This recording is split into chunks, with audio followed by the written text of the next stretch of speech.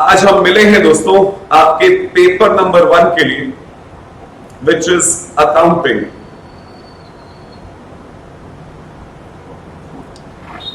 And before I delve into my paper, थोड़ा सा brief अपने बारे में दे देता हूं दोस्तों।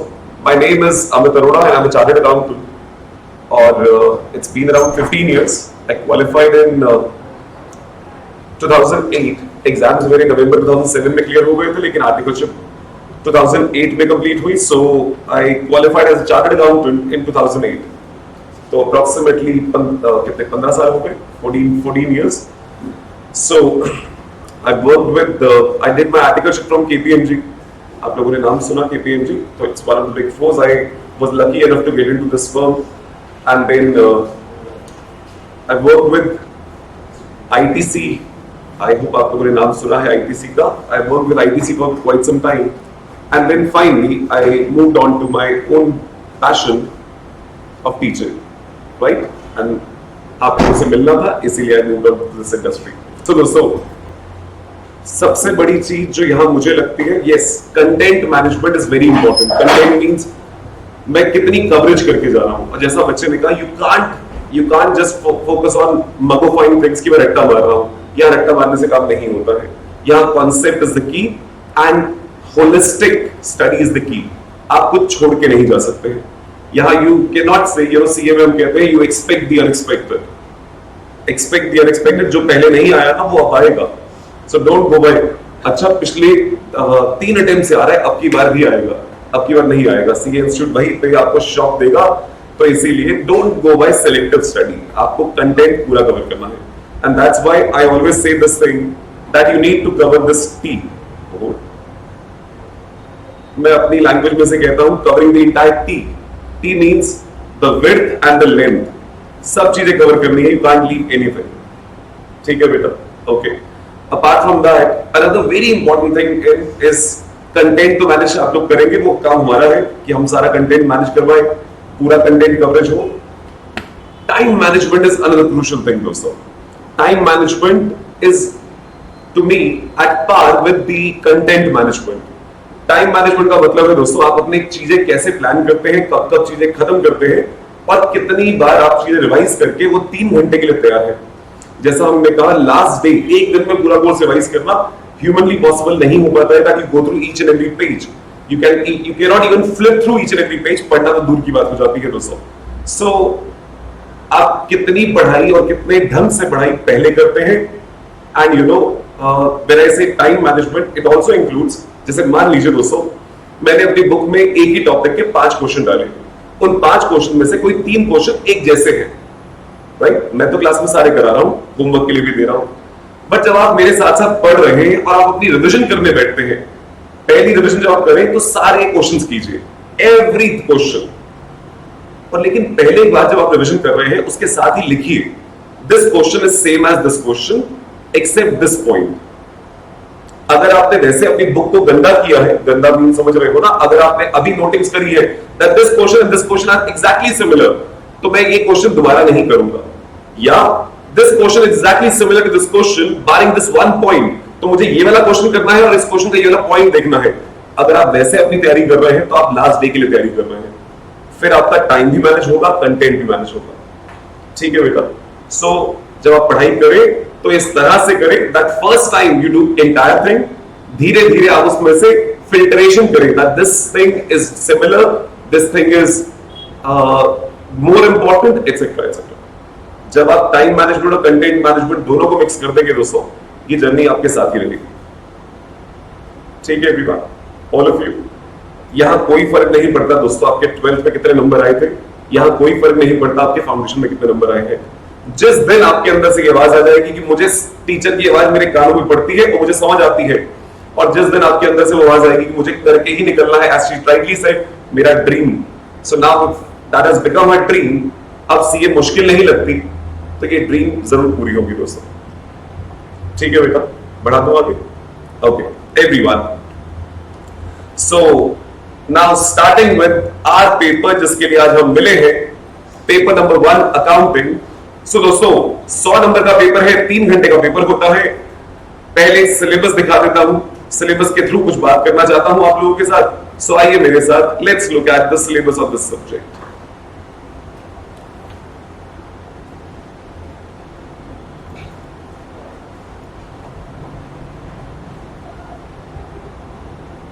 ये लीजिए दोस्तों, ये सीए इंस्टीट्यूट द्वारा दिया गया सिलेबस है। सो ऑब्जेक्टिव से स्टार्ट कर लेते हैं। To acquire the ability to apply specific accounting standards and legislations to different transactions and events, and in preparation and presentation of financial statements of various business entities। तो दोस्तों, foundation stage में आप लोगों ने proprietorship के accounts बनाए हैं, final accounts, partnership के भी बनाए हैं। अब हम कंपनी में भी चलेंगे दोस्तों, राइट। हम कुछ प्रोप्राइटरशिप पार्टनरशिप वाले भी होंगे, लेकिन कुछ डिफरेंट सिनेरियो में। आप लोगों ने जो फाइनल अकाउंट्स किए वो ट्रायल बैलेंस से बनते थे।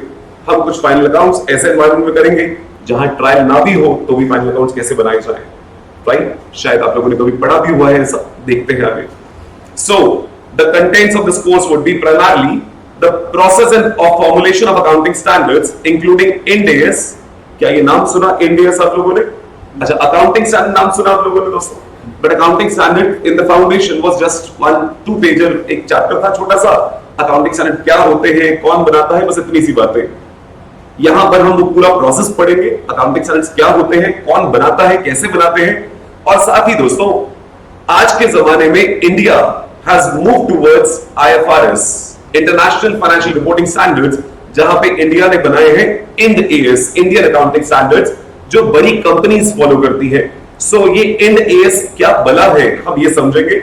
हालांकि इंड एएस के अंदर क्या लिखा है, कौन कौन से इंड एएस है, उसके अंदर क्या क्या लिखा है, क्या प्रिंसिपल्स है, वो सब सीए फाइनल का स्कोप होगा। यहां पर हमारी जर्नी होगी with respect to accounting standards, यानी प्राइमरली आज के टाइम पे अकाउंटिंग स्टैंडर्ड्स भी चल रहे हैं इंडिया में और इंडियन अकाउंटिंग स्टैंडर्ड्स भी चल रहे हैं। हमारा इंटरमीडिएट में जो दायरा होगा that would B accounting standards. CA final में पूरी जर्नी होगी about Indian accounting standards, right. तो कैसे बनाए जाते हैं, क्या फर्क है इनके अंदर, कुछ बातें इस टॉपिक में करेंगे। इंडिया आईएफआरएस के तरफ कन्वर्ज कर गया, तो कन्वर्जेंस और अडॉप्शन ये क्या बना है ये समझेंगे। हालांकि शायद अगर मुझे सही याद है फाउंडेशन डेज में आपने ये बात जरूर पढ़ी है that India is converge towards IFRS. ये कन्वर्जेंस क्या होता है, how is it different from adoption, उसके बारे में कुछ बातें समझेंगे। एंड इंड एएस के ऑब्जेक्टिव्स क्या है, ये कार्व आउट्स क्या है, कुछ बातें, बेसिकली एक ओवरव्यू अबाउट दिस, राइट। उसके बाद चलेंगे दोस्तों हम framework for preparation and presentation of financial statements पे। दोस्तों, अकाउंटिंग स्टैंडर्ड सीए इंस्टीट्यूट बनाता है, राइट। उसे अप्लाई एक बिजनेस करता है। उसे अप्लाई करवाने के लिए जो वेरीफाई करते हैं वो है chartered accountants as an auditor. तो हम ऑडिटर बनके अकाउंट्स वेरीफाई करते हैं। अब आप सोच के देखिए दोस्तों, सीए इंस्टीट्यूट जब अकाउंटिंग स्टैंडर्ड्स बनाता है तो एक अकाउंटिंग स्टैंडर्ड बनाया गया आज से 20 साल पहले, फिर बनाए गए, फिर ओवर 20 इयर्स पीरियड 20 सालों में बहुत सारे अकाउंटिंग स्टैंडर्ड बनाए गए, आगे भी बनाए जाएंगे। आपको क्या लगता है जो अकाउंटिंग स्टैंडर्ड्स बना रहे हैं वो आज भी वही इंसान होगा जो पहले 20 साल पहले वहां बैठा था? नहीं, over a period the positions would have changed, the people would have changed. तो क्या सिमेट्री रखने के लिए, यूनिफॉर्मिटी रखने के लिए अकाउंटिंग स्टैंडर्ड्स में लैंग्वेज एक जैसी होनी चाहिए, कॉन्सेप्ट एक जैसे होने चाहिए, क्राइटेरिया एक जैसे होने चाहिए।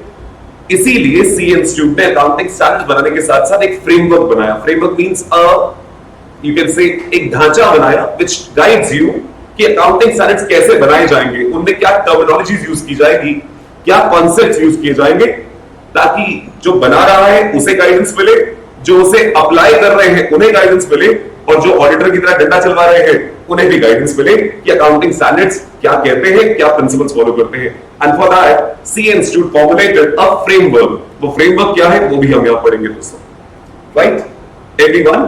तो जैसा मैंने कहा इंटरमीडिएट स्टेज में अकाउंटिंग स्टैंडर्ड्स हैं, इंड एएस नहीं है। तो जो फ्रेमवर्क भी हम पढ़ेंगे that would be as per accounting standards, ठीक है दोस्तों। और साथ ही दोस्तों पहली बार अकाउंटिंग स्टैंडर्ड्स के अंदर घुसेंगे कि कौन कौन से अकाउंटिंग स्टैंडर्ड्स हैं और उसमें क्या क्या बोला गया है। 8 अकाउंटिंग स्टैंडर्ड्स आपके कोर्स में डाले गए हैं। These 8 accounting standards AS 1, 2, 3, 10, 11, 12, 13 and 16, ये 8 अकाउंटिंग स्टैंडर्ड्स अलग अलग एरियाज के बारे में क्या क्या प्रिंसिपल्स ले करते हैं, क्या क्या बातें करते हैं, यहां समझेंगे दोस्तों, ठीक है दोस्तों। ये इतना सा पोर्शन इतना इंपॉर्टेंट है दोस्तों कि पेपर अगर सिर्फ एग्जाम के पॉइंट ऑफ व्यू से बात करूं, so this would command a weightage of approximately 20-25 marks, right? सिर्फ 20 नंबर मिनिमम मान लीजिए, 20 तो कम से कम। सिर्फ 20 की बात नहीं है दोस्तों, आपकी इंटरमीडिएट जर्नी का जो पहला क्वेश्चन आपको दिखाई देगा वो इस एरिया से होगा। यानी जब आप अकाउंट्स का पेपर खोलेंगे, question number 1 will be from this area, accounting standards, right? तो इंपॉर्टेंट दिखता है दोस्तों। और दूसरा दोस्तों, जब आप प्रैक्टिकल लाइफ में जाएंगे, यानी अपनी आर्टिकलशिप का इंटरव्यू देने जाएंगे, तो अगर आप ऑडिट के लिए जा रहे हैं, if you are any of you are going for your audit में आर्टिकलशिप, ऑडिट में आप आगे अपना करियर बनाना चाहते हैं, तो सामने वाला इंटरव्यू जो आपसे क्वेश्चंस पूछेगा वो प्राइमरली इस एरिया पे होंगे कि वो अकाउंटिंग स्टैंडर्ड क्या प्रिंसिपल लीक करता है, दूसरा अकाउंटिंग स्टैंडर्ड क्या बोलता है, and so on so fourth. तो इसीलिए आपकी एग्जाम की जर्नी का पहला क्वेश्चन यहीं से होगा, और आप जब इंटरव्यू देने जाएंगे तो वो भी कहानियां यहीं से शुरू होंगी दोस्तों, ठीक है जी। और हमारे लिए गाइडिंग पोस्ट होगा प्रैक्टिकल लाइफ में दोस्तों कि किस सिचुएशन में कैसे अप्लाई करना है इसको। जय माता दी। आज तक आप लोगों ने अकाउंटिंग स्टैंडर्ड्स के नाम सुने हैं सिर्फ, यू नो 12th में कभी कैश फ्लो स्टेटमेंट पढ़ी थी तो कैश फ्लो के साथ कुछ लिखा जाता था, cash flow statement as per accounting standard 3, वो कभी किसी AS3 रिवाइज्ड। AS3 है क्या, क्या बातें करता है, वो सारी बातें हम यहां पढ़ेंगे दोस्तों, ठीक है दोस्तों एवरीवन। एक और बहुत फेमस अकाउंटिंग स्टैंडर्ड जो आप लोगों ने बड़ी बार सुना है, वो पार्टनरशिप में कभी सुना था, सेल्फ जनरेटेड गुडविल हम रिकॉर्ड नहीं करते, क्या सुना था ऐसा दोस्तों? सिर्फ परचेज गुडविल रिकॉर्ड होती है एज पर अकाउंटिंग स्टैंडर्ड 26। इंटैंजिबल्स का AS 10 में पहले की बात होती थी बेटा, अब AS 10 रिवाइज हो चुका है और अब AS 26 हो गया इंटैंजिबल एसेट्स का, वो हम पढ़ेंगे ग्रुप 2 के अंदर, राइट? मतलब इसी जर्नी के अंदर आप ये सारी चीजें पढ़ने वाले हैं, बहुत सारे अकाउंटिंग स्टैंडर्ड्स पढ़ने वाले हैं। उसके बाद दोस्तों हम पढ़ेंगे अबाउट कंपनी अकाउंट, जैसा मैंने कहा कंपनी के फाइनेंशियल स्टेटमेंट्स कैसे बनाए जाते हैं, यहां पे हम पढ़ेंगे, और कंपनी के बारे में ये 6 टॉपिक्स हम पढ़ेंगे। So will talk about redemption of preference shares. मुझे जल्दी से बताइएगा, क्या issue for feature issue of shares नाम का चैप्टर पढ़ा आप लोगों ने? पढ़ा। इशू ऑफ डिबेंचर्स पढ़ा, लेकिन क्या प्रेफरेंस शेयर्स रिडीम हो सकते हैं? क्या आर प्रेफरेंस शेयर्स रिडीमेबल? हाँ या ना? नहीं। इंडिया में एक company limited by shares can only issue preference shares which are redeemable. 20 years की लाइफ, ऐसी कुछ बातें कभी शायद नहीं, कोई बात नहीं, चिंता मत करो, यहां पे सब कुछ पढ़ना है दोस्तों। तो प्रेफरेंस शेयर्स की रिडेम्पशन कैसे होगी, उसके अराउंड क्या कंडीशंस हैं, कैसे उसकी अकाउंटिंग होती है, वो सारी बातें यहां पढ़ेंगे। तो कंपनीज एक्ट क्या कहता है, लॉ क्या कहता है, और उसकी अकाउंटिंग कैसे होनी है, हम इन दोनों को मर्ज करके ये चैप्टर बनाएंगे दोस्तों, राइट? उसके अलावा ये नाम तो जरूर सुना होगा, रिडेम्पशन ऑफ डिबेंचर्स। क्या डिबेंचर्स रिडीमेबल हो सकते हैं? यस। तो उनकी रिडेम्पशन के टाइम पे क्या करते हैं? क्या स्कूल डेज में ये चैप्टर पढ़ा था दोस्तों आप लोगों ने, रिडेम्पशन ऑफ डिबेंचर? जिस नहीं, शायद कर गया था आप लोगों के टाइम तक, हाँ आप लोगों ने पढ़ा, शायद जो कोविड इंपैक्टेड वाले ईयर्स में थे शायद वो चैप्टर काट दिया गया, ऐसा हुआ। लेकिन जिन लोगों ने पढ़ा भी हुआ है दोस्तों, वो DRR, डिबेंचर रिडेम्पशन रिजर्व, कितना इशू था ना, सारी बातें यहां समझेंगे दोस्तों, लॉ क्या कहता है और इसकी अकाउंटिंग कितनी सिंपल है, यहां देखेंगे दोस्तों, ठीक है जी। उसके अलावा दोस्तों accounting for bonus issue and right issue, क्या ये नाम सुने हैं एवरीवन? बोनस इशू, कम से कम एक जगह आपने ये नाम जरूर सुना हुआ है, कोई बताएगा कहां पे? Accounting for bonus issue. Bonus issue क्या होता है, क्या कभी नाम सुना आप लोगों ने? एनीवन? नहीं। सिक्योरिटीज प्रीमियम का सेक्शन याद है दोस्तों? कौन सा सेक्शन? सर अब तो आप पेपर दे आए हैं, आप हमारी टेस्टिंग कर रहे हो। सिक्योरिटीज प्रीमियम का सेक्शन था सेक्शन 52, राइट दोस्तों? सिक्योरिटीज प्रीमियम के 5 काम थे कि 5 कामों के लिए यूटिलाइज किया जा सकता है, उनमें से एक काम था for issuing fully paid bonus shares. क्या ऐसा कुछ पढ़ा था दोस्तों? बस वो फुल्ली पेड बोनस शेयर क्या होते हैं इस चैप्टर में देखेंगे, राइट? और जब सिक्योरिटीज प्रीमियम में लिखा था फुल्ली पेड, तो इसका मतलब कुछ पार्टली पेड भी होता होगा, वो सारी बातें भी समझेंगे यहाँ पे, किस किस तरह के बोनस इशू होते हैं, क्यों किए जाते हैं, अकाउंटिंग कैसे होगी, यहां देखेंगे दोस्तों। राइट इशू, क्या ये वर्ड सुना किसी ने? राइट इशू नाम सुना? हाँ, आप सब यू नो जैसे ही हम कोविड में गए थे, कोविड लॉकडाउन लगे थे 2020 में, 2-3 महीने के अंदर ही Reliance Industries Limited came out with its right issue, one of the biggest right issue of India. जहां इंडिया में पैसा नहीं आ रहा था, उस टाइम रिलायंस अपना राइट इशू लेके आई थी दोस्तों, 50,000 crore rupees. And it got subscribe बड़े आराम से। तो क्या होता है ये राइट इश्यू, अकाउंटिंग कैसे होती है? अकाउंटिंग बहुत सिंपल है। क्या होता है राइट इश्यू, ये सारी बातें समझते हैं, उसकी अकाउंटिंग करेंगे इस चैप्टर में, छोटे से टॉपिक। राइट दोस्तों, बढ़ा दूं आगे एवरीवन। उसके बाद मैनेजरियल रेम्यूनरेशन। दोस्तों मैनेजरियल रेम्यूनरेशन का मतलब होगा दोस्तों, एक कंपनी में जो डायरेक्टर्स हैं उनका रेम्यूनरेशन कितना हो सकता है, मैक्सिमम कितना दिया जा सकता है, हम उसके बारे में यहां पढ़ेंगे। नाउ एवरीवन, प्रोप्राइटरशिप में who is the owner of the business? Proprietor. Who is running the business? Proprietor. तो नॉर्मली प्रोप्राइटरशिप में मैनेजमेंट और ओनरशिप अलग अलग नहीं होती। पार्टनरशिप में who is running the business? Normally partners, वही मैनेजमेंट है, और ओनर्स कौन है? Partners. So there is normally no segregation between the management and the ownership. हो सकती है दोस्तों, ऐसा नहीं कि हो नहीं सकती। अगर मैं एक पार्टनरशिप में हूं और मैं अपने नीचे बिजनेस चलाने के लिए मैनेजर्स अपॉइंट कर दूं, they can manage my business. But normally क्योंकि बहुत ज्यादा बड़े स्केल के बिजनेस नहीं होते, इसीलिए partners are themselves running the show. लेकिन company, who is the owner of the company? Shareholders. And who is running the show? Directors, the board of directors, the management basically. ऐसा ही कहते हैं दोस्तों। तो अब आप बताइए, यानी बोर्ड ऑफ डायरेक्टर्स, अगर मैं किसी कंपनी का शेयर होल्डर हूं, यानी मैं ओनर हूं, तो मेरी कंपनी के बोर्ड ऑफ डायरेक्टर्स कंपनी चला रहे हैं मेरे बिहाफ पे। Right everyone? So they are taking a lot of decisions also. अब ये बताइए, मेरी कंपनी में कोई एम्प्लॉय हायर किया है, उसकी सैलरी कौन डिसाइड करेगा? मैनेजमेंट। की कितनी सैलरी देनी है, मैनेजमेंट को कितनी सैलरी देनी है, वो कौन डिसाइड करेगा? अगर हम मैनेजमेंट के हाथ में छोड़ दें, तो सोच के देखिए, अगर आपको एक कंपनी का डायरेक्टर बना दिया जाए, इसका शेयर होल्डर मैं हूं, और आपको कहा जाए आप सैलरी डिसाइड कीजिए, तो क्या आप सबसे ज्यादा सैलरी आप ले जाएंगे? कंपनी चाहे लॉस में हो, क्या आप ज्यादा पैसा ले जाएंगे? और मान लीजिए आप सब मेरी कंपनी के डायरेक्टर्स हैं, आप सब मेरी कंपनी के डायरेक्टर्स हैं, and she is the chairman, ये मेरी कंपनी की चेयरमैन है। राइट? आप सबको मिलता है 1 करोड़ रुपए, and she is asking for 10 crore rupees. मान लो आप सबको वोटिंग करनी है इसके लिए, कोई मना कर पाएगा कि नहीं नहीं मैडम 10 करोड़ नहीं देंगे आपको? क्यों नहीं? चेयरमैन है भाई, वो जिस पोस्ट में बैठी है, शायद आप पंगा नहीं ले पाएंगे उनसे। क्या ऐसा हो सकता है? तो बेटा लॉ ऐसा नहीं होने देगा कि आप लोग अपने घर भर ले अपनी जेब, आप लोग मतलब डायरेक्टर्स अपने घर भर ले, अपनी जेब भर ले, और कंपनी चाहे लॉसेस में जा रही हो, या कंपनी जो पब्लिक एट लार्ज की हो सकती है, पब्लिक कंपनीज, वहां पर डायरेक्टर्स कहीं मैनिपुलेट ना कर जाए और मैनेजरियल रेम्यूनरेशन इतना ना ले जाए, तो उसके ऊपर कुछ लिमिट्स डाली गई, कंपनीज एक्ट के अंदर वो लिमिट्स डाली गई है, उसके बारे में हम यहां बात करेंगे दोस्तों, मैनेजरियल रेम्यूनरेशन के अंदर। Is that okay everyone? Apart from that, जैसा मैंने कहा, हमने प्रोप्राइटरशिप, पार्टनरशिप के फाइनल अकाउंट्स बनाए, ट्रेडिंग, पीएनएल, बैलेंस शीट, कभी मैन्युफैक्चरिंग अकाउंट भी बनाया। यहां पर पहली बार कंपनी के फाइनेंशियल स्टेटमेंट्स बनाएंगे। वैसे आप सबने कंपनी की बैलेंस शीट और पीएनएल देखी हुई है दोस्तों? क्या वो फॉर्मेट पढ़ा था आप सबने दोस्तों? कंपनी की बैलेंस शीट, कंपनी का पीएनएल।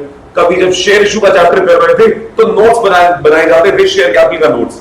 क्या आप सबने बनाए हैं दोस्तों? वो नोट्स कहां से आते हैं? कहां लिखा है कि आपको ऑथराइज कैपिटल बतानी होती है, इशू बतानी है, सब्सक्राइब बतानी है, और भी क्या क्या बताना है? ये सारी बातें कंपनीज एक्ट में लिखी हैं। ये सारी बातें हम यहां सीखेंगे दोस्तों। तो कंपनी के फाइनेंशियल स्टेटमेंट्स कैसे बनाए जाते हैं, वो सारी बातें हम यहां सीखने वाले हैं। राइट? अच्छा, कंपनी के फाइनेंशियल पे हम नॉर्मली बनाते हैं statement of PNL, balance sheet, cash flow statement और notes to accounts. Trading account नहीं बनाते। We don't make a trading account in the company, but proprietorship में तो बनता है ट्रेडिंग अकाउंट, पार्टनरशिप में भी बनता है। तो कंपनी में ट्रेडिंग कहां चला जाता है?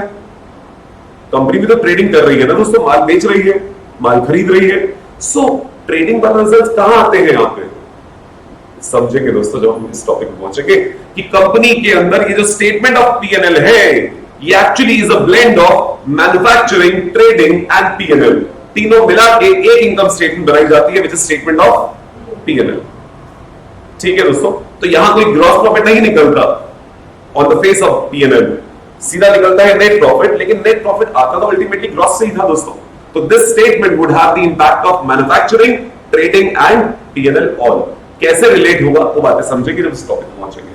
ठीक है दोस्तों? उसके अलावा एक छोटा सा टॉपिक करेंगे दोस्तों, प्रॉफिट और loss prior to incorporation. Incorporation का मतलब क्या होता है दोस्तों? कंपनी इनकॉर्पोरेट होना मतलब बनना। Company is a separately incorporated entity दोस्तों, आर्टिफिशियली लीगली इनकॉर्पोरेटेड एंटिटी। तो कंपनी कि बनने से पहले, prior to incorporation, prior means पहले, प्रॉफिट लॉस। पूरी बाबा ऐसा भी हो सकता है, अभी कंपनी पैदा भी नहीं हुई और उससे पहले का प्रॉफिट लॉस। हाँ, कुछ हो सकता है, कुछ सिनेरियो में हो सकता है। क्या होता है समझेंगे जब इस टॉपिक पे आएंगे दोस्तों, कि कंपनी अभी पैदा नहीं हुई लेकिन उससे पहले का भी कुछ प्रॉफिट लॉस है, कैसे हो सकता है, कौन सा प्रॉफिट लॉस होगा, किस सिनेरियो में होगा, उसकी अकाउंटिंग कैसे होगी, इनकॉर्पोरेशन के बाद वाले प्रॉफिट लॉस का क्या होगा, वो सारी बातें यहां समझेंगे दोस्तों। ठीक है, एक बहुत छोटा सा चैप्टर है और पेपर में यूजुअली 10 नंबर का क्वेश्चन दिया जाता है। ठीक है जी, बढ़ा दूं आगे। सो कंपनी के केस में हम यहां ये 6 टॉपिक्स पढ़ने वाले हैं। हालांकि दोस्तों मैं ये टॉपिक आपको फाइनल अकाउंट्स के अंदर पढ़ाऊंगा और कैश फ्लो में मैं एक अलग चैप्टर पढ़ाऊंगा, यानी मैं अपने इस यूनिट को 2 पार्ट्स में डिवाइड कर दूंगा। Balance sheet, PNL, notes to accounts अलग से पढ़ाऊंगा, कैश फ्लो स्टेटमेंट आपका फोकस अलग से चाहूंगा। ठीक है जी, एक बात सब लोग बता दीजिए, इन सारे टॉपिक्स जो अभी तक आपने पढ़े, ऊपर अकाउंटिंग स्टैंडर्ड्स और ये कंपनी वाले, इनमें से कौन कौन से एरियाज ऐसे हैं दोस्तों जो आपने पहले कभी पढ़े हुए? अकाउंटिंग स्टैंडर्ड्स तो कभी नहीं पढ़े, राइट? कंपनी के बारे में एक टॉपिक पहले कभी कोई पढ़ा हुआ है? रिडेम्पशन ऑफ डिबेंचर्स, जो लोग स्कूल में ऐसा पढ़ के आए, ओके। और cash flow statement, cash flow statement, but बात हम और कुछ नहीं पढ़ा होगा, सब कुछ पहली बार है। जब हम फाउंडेशन में गए थे और पहली बार सिलेबस देखा था तो वहां शायद ऐसा लगता था कि सब कुछ पहले ही पढ़ा हुआ है। इंटर में ऐसा नहीं है दोस्तों, एवरीथिंग स्टार्ट्स अफ्रेश। आपने जो कैश फ्लो भी पढ़ा हुआ है, ईमानदारी से बोलिएगा 12th में पढ़ा था? क्या सारे लॉजिक याद है? वो जो कहा गया था डेप्रिसिएशन को हम ऐड बैक कर देते हैं, ऐसा कुछ, हाँ क्यों करते थे, क्या सारी चीजें याद है दोस्तों? अगर वो सारी चीजें याद नहीं है तो वो सिर्फ 12th के एग्जाम्स के लिए पढ़ी गई थी दोस्तों। अब आप सिर्फ इंटर एग्जाम्स के लिए नहीं पढ़ रहे हैं, आपको प्रैक्टिकल लाइफ में जाके कैश फ्लो स्टेटमेंट खुद बनानी पड़ेगी। अगर आप ऑडिटर वाले रूप में हैं तो आपको ये ऑडिट करनी होगी, तो जब तक खुद ही नहीं आती होगी तो कैसे करेंगे दोस्तों? तो इसीलिए यहां कैश फ्लो स्टेटमेंट बनाने से ज्यादा उसके कॉन्सेप्ट पे फोकस होगा। एंड जैसा बेटा आपने कहा, we will delve into those concepts. जब तक वो कॉन्सेप्ट्स आपके साथ नहीं होंगे कि हम कैश फ्लो में क्या प्लस करते हैं, क्या माइनस करते हैं और क्यों करते हैं, हम कैश फ्लो का क्वेश्चन स्टार्ट नहीं करेंगे। ठीक है मेरे बच्चे? ओके, सो नेक्स्ट दोस्तों, कंपनी अकाउंट्स के बाद will have some topics on non company accounts. So other accounting 2 parts में देखेंगे। अकाउंटिंग फॉर स्पेशल ट्रांजैक्शंस, बच्चे आज तक अकाउंटिंग करते हुए शेयर इशू की अकाउंटिंग करी, डिवेंचर इशू की अकाउंटिंग करी, किसकी बुक्स में? In whose books were you accounting for? Company की बुक्स में, जो कंपनी इशू कर रही है, जो कंपनी के शेयर्स खरीद रहा है या डिवेंचर खरीद रहा है, उसके लिए वो क्या है? इन्वेस्टमेंट। आज तक आपने इन्वेस्टर की बुक्स में अकाउंटिंग नहीं करी है, तो इन्वेस्टमेंट्स की अकाउंटिंग कैसे होती है यहां पढ़ेंगे पहली बार। तो शेयर्स में इन्वेस्टमेंट हो, डिवेंचर्स में इन्वेस्टमेंट हो, उन सब के बारे में हम यहां पढ़ेंगे। और एक बार ऊपर भी देख लीजिए, ये एक अकाउंटिंग स्टैंडर्ड भी है दोस्तों, AS 13। जरा टाइटल देखिएगा, टाइटल क्या है? Accounting for investments. तो ये जो पूरा चैप्टर हम पढ़ेंगे दोस्तों इन्वेस्टमेंट अकाउंटिंग का, ये चैप्टर की जो प्रिंसिपल्स है वो प्रिंसिपल AS 13 से आएगी। तो हम ये दोनों चीजें इकट्ठा पढ़ेंगे कि अकाउंटिंग स्टैंडर्ड क्या प्रिंसिपल्स देता है और फिर इस प्रिंसिपल्स को कैसे प्रैक्टिकली अप्लाई किया जाता है, राइट? नेक्स्ट वन दोस्तों, insurance claim for loss of stock and loss of profit. Now everyone, मेरे बिजनेस ने एक इंश्योरेंस पॉलिसी ली है और इस इंश्योरेंस पॉलिसी के लिए कुछ प्रीमियम पे किया है। A part of the premium belongs to the current year, part of the premium belongs to the next year. तो जो नेक्स्ट ईयर को बिलोंग करता है उसे हम क्या कहते हैं? प्रीपेड इंश्योरेंस, एडवांस इंश्योरेंस या प्रीपेड इंश्योरेंस, ऐसा ही। ये सब अकाउंटिंग आपने बचपन से करी है दोस्तों। लेकिन इंश्योरेंस लेते क्यों है दोस्तों? Why do we take an insurance policy? कि अगर कल को वो लॉस हो जाए, वो रिस्क हो जाए, वो जिस इवेंट को आप कवर करना चाहते हैं, तो आपके नुकसान की भरपाई इंश्योरेंस वाले कर देंगे। So to indemnify yourself against that potential risk, you take an insurance policy.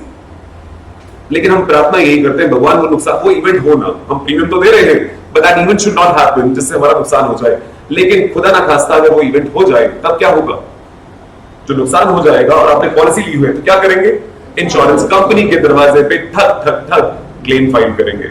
सो वो क्लेम का अमाउंट कैसे निकाला जाता है, हम यहां समझने वाले हैं दोस्तों। सो प्राइमरली इस चैप्टर का ऑब्जेक्टिव अकाउंटिंग नहीं होगा दोस्तों। The objective would be, policy ली हुई है और लॉस हो गया, तो लॉस के अगेंस्ट क्लेम कितने अमाउंट का फाइल करें, how do you compute that claim amount, right? लेकिन दोस्तों आज के जमाने में, you know, as the insurance sector has grown up, as the technology has moved on, आज के जमाने में ऑलमोस्ट एवरीथिंग इज इंश्योरेबल।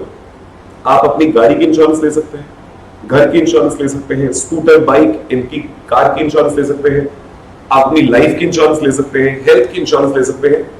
ये वो पॉलिसीज है जो आपने कॉमनली सुनी है, बट इसके अलावा भी दुनिया जहान की इंश्योरेंस होती है दोस्तों। एक आईपीएल का मैच होता है वो भी इंश्योर्ड होता है, एक T20 मैच होता है वो भी इंश्योर्ड होता है, एक 50-50 मैच होता है, एक टेस्ट मैच होता है, वो भी इंश्योर्ड होते हैं, राइट। आप फ्लाइट में जाते हैं, आपकी वहां भी इंश्योरेंस होती है दोस्तों। आप ट्रेन में जाते हैं, वहां भी आपकी ट्रैवल इंश्योरेंस होती है। सामान रास्ते में होता है, रास्ते में ट्रक का एक्सीडेंट ना हो जाए उसकी भी ट्रांजिट इंश्योरेंस होती है। यहां तक कि दोस्तों एक गिटारिस्ट, अगर एक बहुत फेमस गिटारिस्ट है, उसकी उंगलियों की इंश्योरेंस होती है। एक सिंगर है, उसकी वोकल कॉर्ड की भी इंश्योरेंस हो सकती है। सो आज के जमाने में all and sundries are covered under insurance. तो हर पॉलिसी के अंदर क्लेम का अमाउंट कैसे निकाला जाएगा वो आपको नहीं सिखा सकते हैं हम यहाँ पे।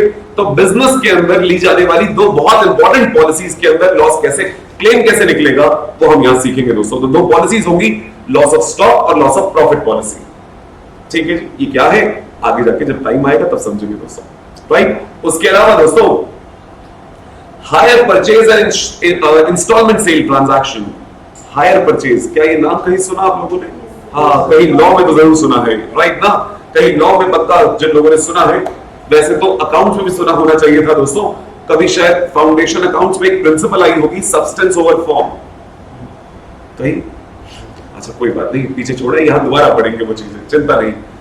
वहां पर ये कॉन्सेप्ट बार बार रिपीट किया जाता है, हायर परचेज, उस कॉन्सेप्ट को समझाने के लिए। बट अगर आप लोगों ने नाम सुना हुआ है कि अगर मुझे कोई सामान खरीदना है और इंस्टॉलमेंट्स में खरीद रहा हूं, I will enter into a contract with the vendor, I am the buyer, I will enter into a contract with the vendor कि मैं उसे पेमेंट इंस्टॉलमेंट्स में करूंगा, सामान आज ही ले लूंगा, और जब तक मैं आखिरी इंस्टॉलमेंट पे नहीं कर देता तब तक I will not become the legal owner of the asset. Legal owner.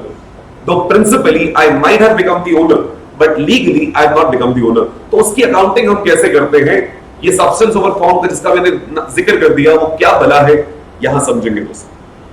ठीक है जी। उसके अलावा दोस्तों कुछ स्पेशल टाइप्स ऑफ अकाउंटिंग पे आएंगे दोस्तों। स्पेशल टाइप्स ऑफ अकाउंटिंग में जो पहले दो चैप्टर हम देख रहे हैं, नाम देख लीजिए, departmental accounting and branch accounting. दोस्तों नॉर्मली जो हम अकाउंटिंग करते हैं, हम फाइनेंशियल स्टेटमेंट्स बनाते हैं, प्रॉफिटेबिलिटी निकालते हैं, पोजीशन देखते हैं, वो पूरी एंटिटी की होती है, पूरी एंटिटी।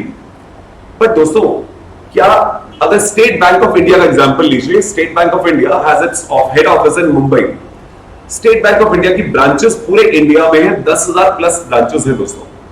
क्या स्टेट बैंक ऑफ इंडिया ये जानना चाहेगा कि उसकी तिलक नगर ब्रांच कितना प्रॉफिट कमाती है, जनकपुरी ब्रांच कितना प्रॉफिट कमाती है? ये सो नो एवरीवन। अगर आपका बिजनेस है और आपने अपने ब्रांच ऑफिस खोले हुए हैं, तो क्या आपका मान लीजिए गोवा में एक ब्रांच ऑफिस है, क्या आप जानना चाहेंगे गोवा ब्रांच कितना प्रॉफिट कमा के देगी? सो अगर गोवा ब्रांच के लेवल पे आपको प्रॉफिट देखना है तो इसका मतलब अकाउंटिंग आपको पूरी एंटिटी लेवल पे नहीं, अकाउंटिंग आपको ब्रांच लेवल पे देखनी है। वो अकाउंटिंग कैसे होती है वो यहां समझेंगे दोस्तों। हालांकि ऐसा ही एक कंपोनेंट लेवल पे अकाउंटिंग आप पहले देख चुके हैं, कंसाइनमेंट। क्या कंसाइनमेंट याद आता है दोस्तों? Consignment was one part of our entire business. हम उस कंसाइनमेंट का भी प्रॉफिट देखना चाहते थे कि उस कंसाइनी से हमने कितना प्रॉफिट कमाया। Consignee was the agent. अगर मैं एजेंट ना अपॉइंट करूं, अपनी ही ब्रांच खोल दूं, तो क्या तब भी मैं ये देखना चाहता हूं मेरा ब्रांच कितना प्रॉफिट कमा के दे रहा है? So all with all that objective will do this accounting of accounting for branches. वैसे ही बेटा मेरे बिजनेस के अंदर आई मे हैव मल्टीपल डिपार्टमेंट्स। एक डिपार्टमेंट एक प्रोडक्ट पे काम करता है, दूसरा डिपार्टमेंट दूसरे प्रोडक्ट पे, या एक डिपार्टमेंट जो माल बनाता है वो दूसरे डिपार्टमेंट को देता है, दूसरा डिपार्टमेंट कंप्लीट करके तीसरे को देता है। क्या ऐसा हो सकता है दोस्तों? I want to look at the operational efficiency of each department. कहां डिपार्टमेंट, कौन सा डिपार्टमेंट कॉस्ट वेस्टेजेस करके कॉस्ट बढ़ा रहा है, कौन सा डिपार्टमेंट ज्यादा एफिशिएंट है, ये सब जानने के लिए हम अगेन एंटिटी के अंदर लेवल पे जाके अकाउंटिंग करेंगे, which will be departmental accounting. तो जैसे ब्रांच की प्रॉफिटेबिलिटी वैसे ही डिपार्टमेंट लेवल पे अकाउंटिंग, राइट बेटा? तो इसीलिए नाम दिया special type of accounting, because entity नहीं, अंदर घुस के छोटे लेवल पे अकाउंटिंग देखेंगे। और इसके अलावा दोस्तों आखिरी टॉपिक नाम पढ़ लीजिए, अकाउंट्स फ्रॉम इनकम्प्लीट रिकॉर्ड्स। क्या ये नाम कभी सुना हुआ है दोस्तों? एनीवन? शायद सुना है दोस्तों। इसे पॉपुलरली हम कहते हैं सिंगल एंट्री। हाँ, ये तो सुना है। वो जो सिंगल एंट्री था ना दोस्तों, उसका सही नाम ये होता है दोस्तों, अकाउंट्स फ्रॉम इनकम्प्लीट रिकॉर्ड्स। क्या 11th स्टैंडर्ड में ये टॉपिक पढ़ाया गया था आप लोगों को? लेकिन ये मान लीजिए जो पढ़ाया गया था वो भी इनकम्प्लीट था, मतलब वो इतना सा था। अब जो हम पढ़ेंगे वो बहुत डिटेल में पढ़ने वाले हैं, और एक चार्टर्ड अकाउंटेंट की लाइफ के लिए ये बहुत इंपॉर्टेंट एरिया है। क्यों है? आज की क्लास में इसी की डिस्कशन करेंगे दोस्तों। ठीक है जी, बस बेटा इतना सा सिलेबस है, दैट्स इट। ठीक है, इस पेपर में 100 नंबर लाना मुश्किल काम नहीं है, अगर आप पहले दिन से शिद्दत से मेहनत करते हैं। अगर आप कोई एरिया छोड़ते नहीं और अपने एफर्ट के लिए डिलिजेंट हैं, तो बिलीव मी, इस पेपर में नंबर आराम से लाए जा सकते हैं। A very scoring paper. और क्योंकि ये आपकी इंटर की जर्नी का पहला पेपर है, पहली बार ही होता है दोस्तों, तो जितना प्यार इस पेपर से करके, जितनी मेहनत इस पेपर में कर लोगे, ये आगे का बेस बना देगा। अगर पहला पेपर अच्छा होता है तो आगे के लिए कॉन्फिडेंस आता है। पहला पेपर अगर ठीक ना हो तो डीमोटिवेट भी कर जाता है। और जैसा बच्चे ने कहा ना, हमारे पास तो रिग्रेट का टाइम भी नहीं होता है, राइट ना? सो चलिए दोस्तों, with that let's move on. So online मित्रों, जल्दी से कंफर्म कर दो क्या यहां सिलेबस वाली बात समझ आती है, और अगर आप भी अपना कोई एक्सपीरियंस शेयर करना चाहते हो, चैट बॉक्स में जल्दी से टाइप कर दो।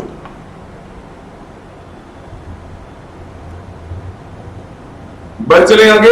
ओके बेटा, चलिए दोस्तों, so with this brief introduction now let's move on to our journey. भगवान जिसको भी आप मानते हैं उनका नाम ले लीजिए, और स्टार्ट करने जा रहे हैं आपकी इस इंटरमीडिएट जर्नी को। और पहला चैप्टर जो मैं कराने जा रहा हूं, that's accounts from incomplete records. ठीक है दोस्तों, उस सिलेबस में ये आखिरी दिख रहा था, लेकिन अमित सर पहला चैप्टर करा रहे हैं, कुछ तो बात होगी, तो आइए समझ लेते हैं दोस्तों।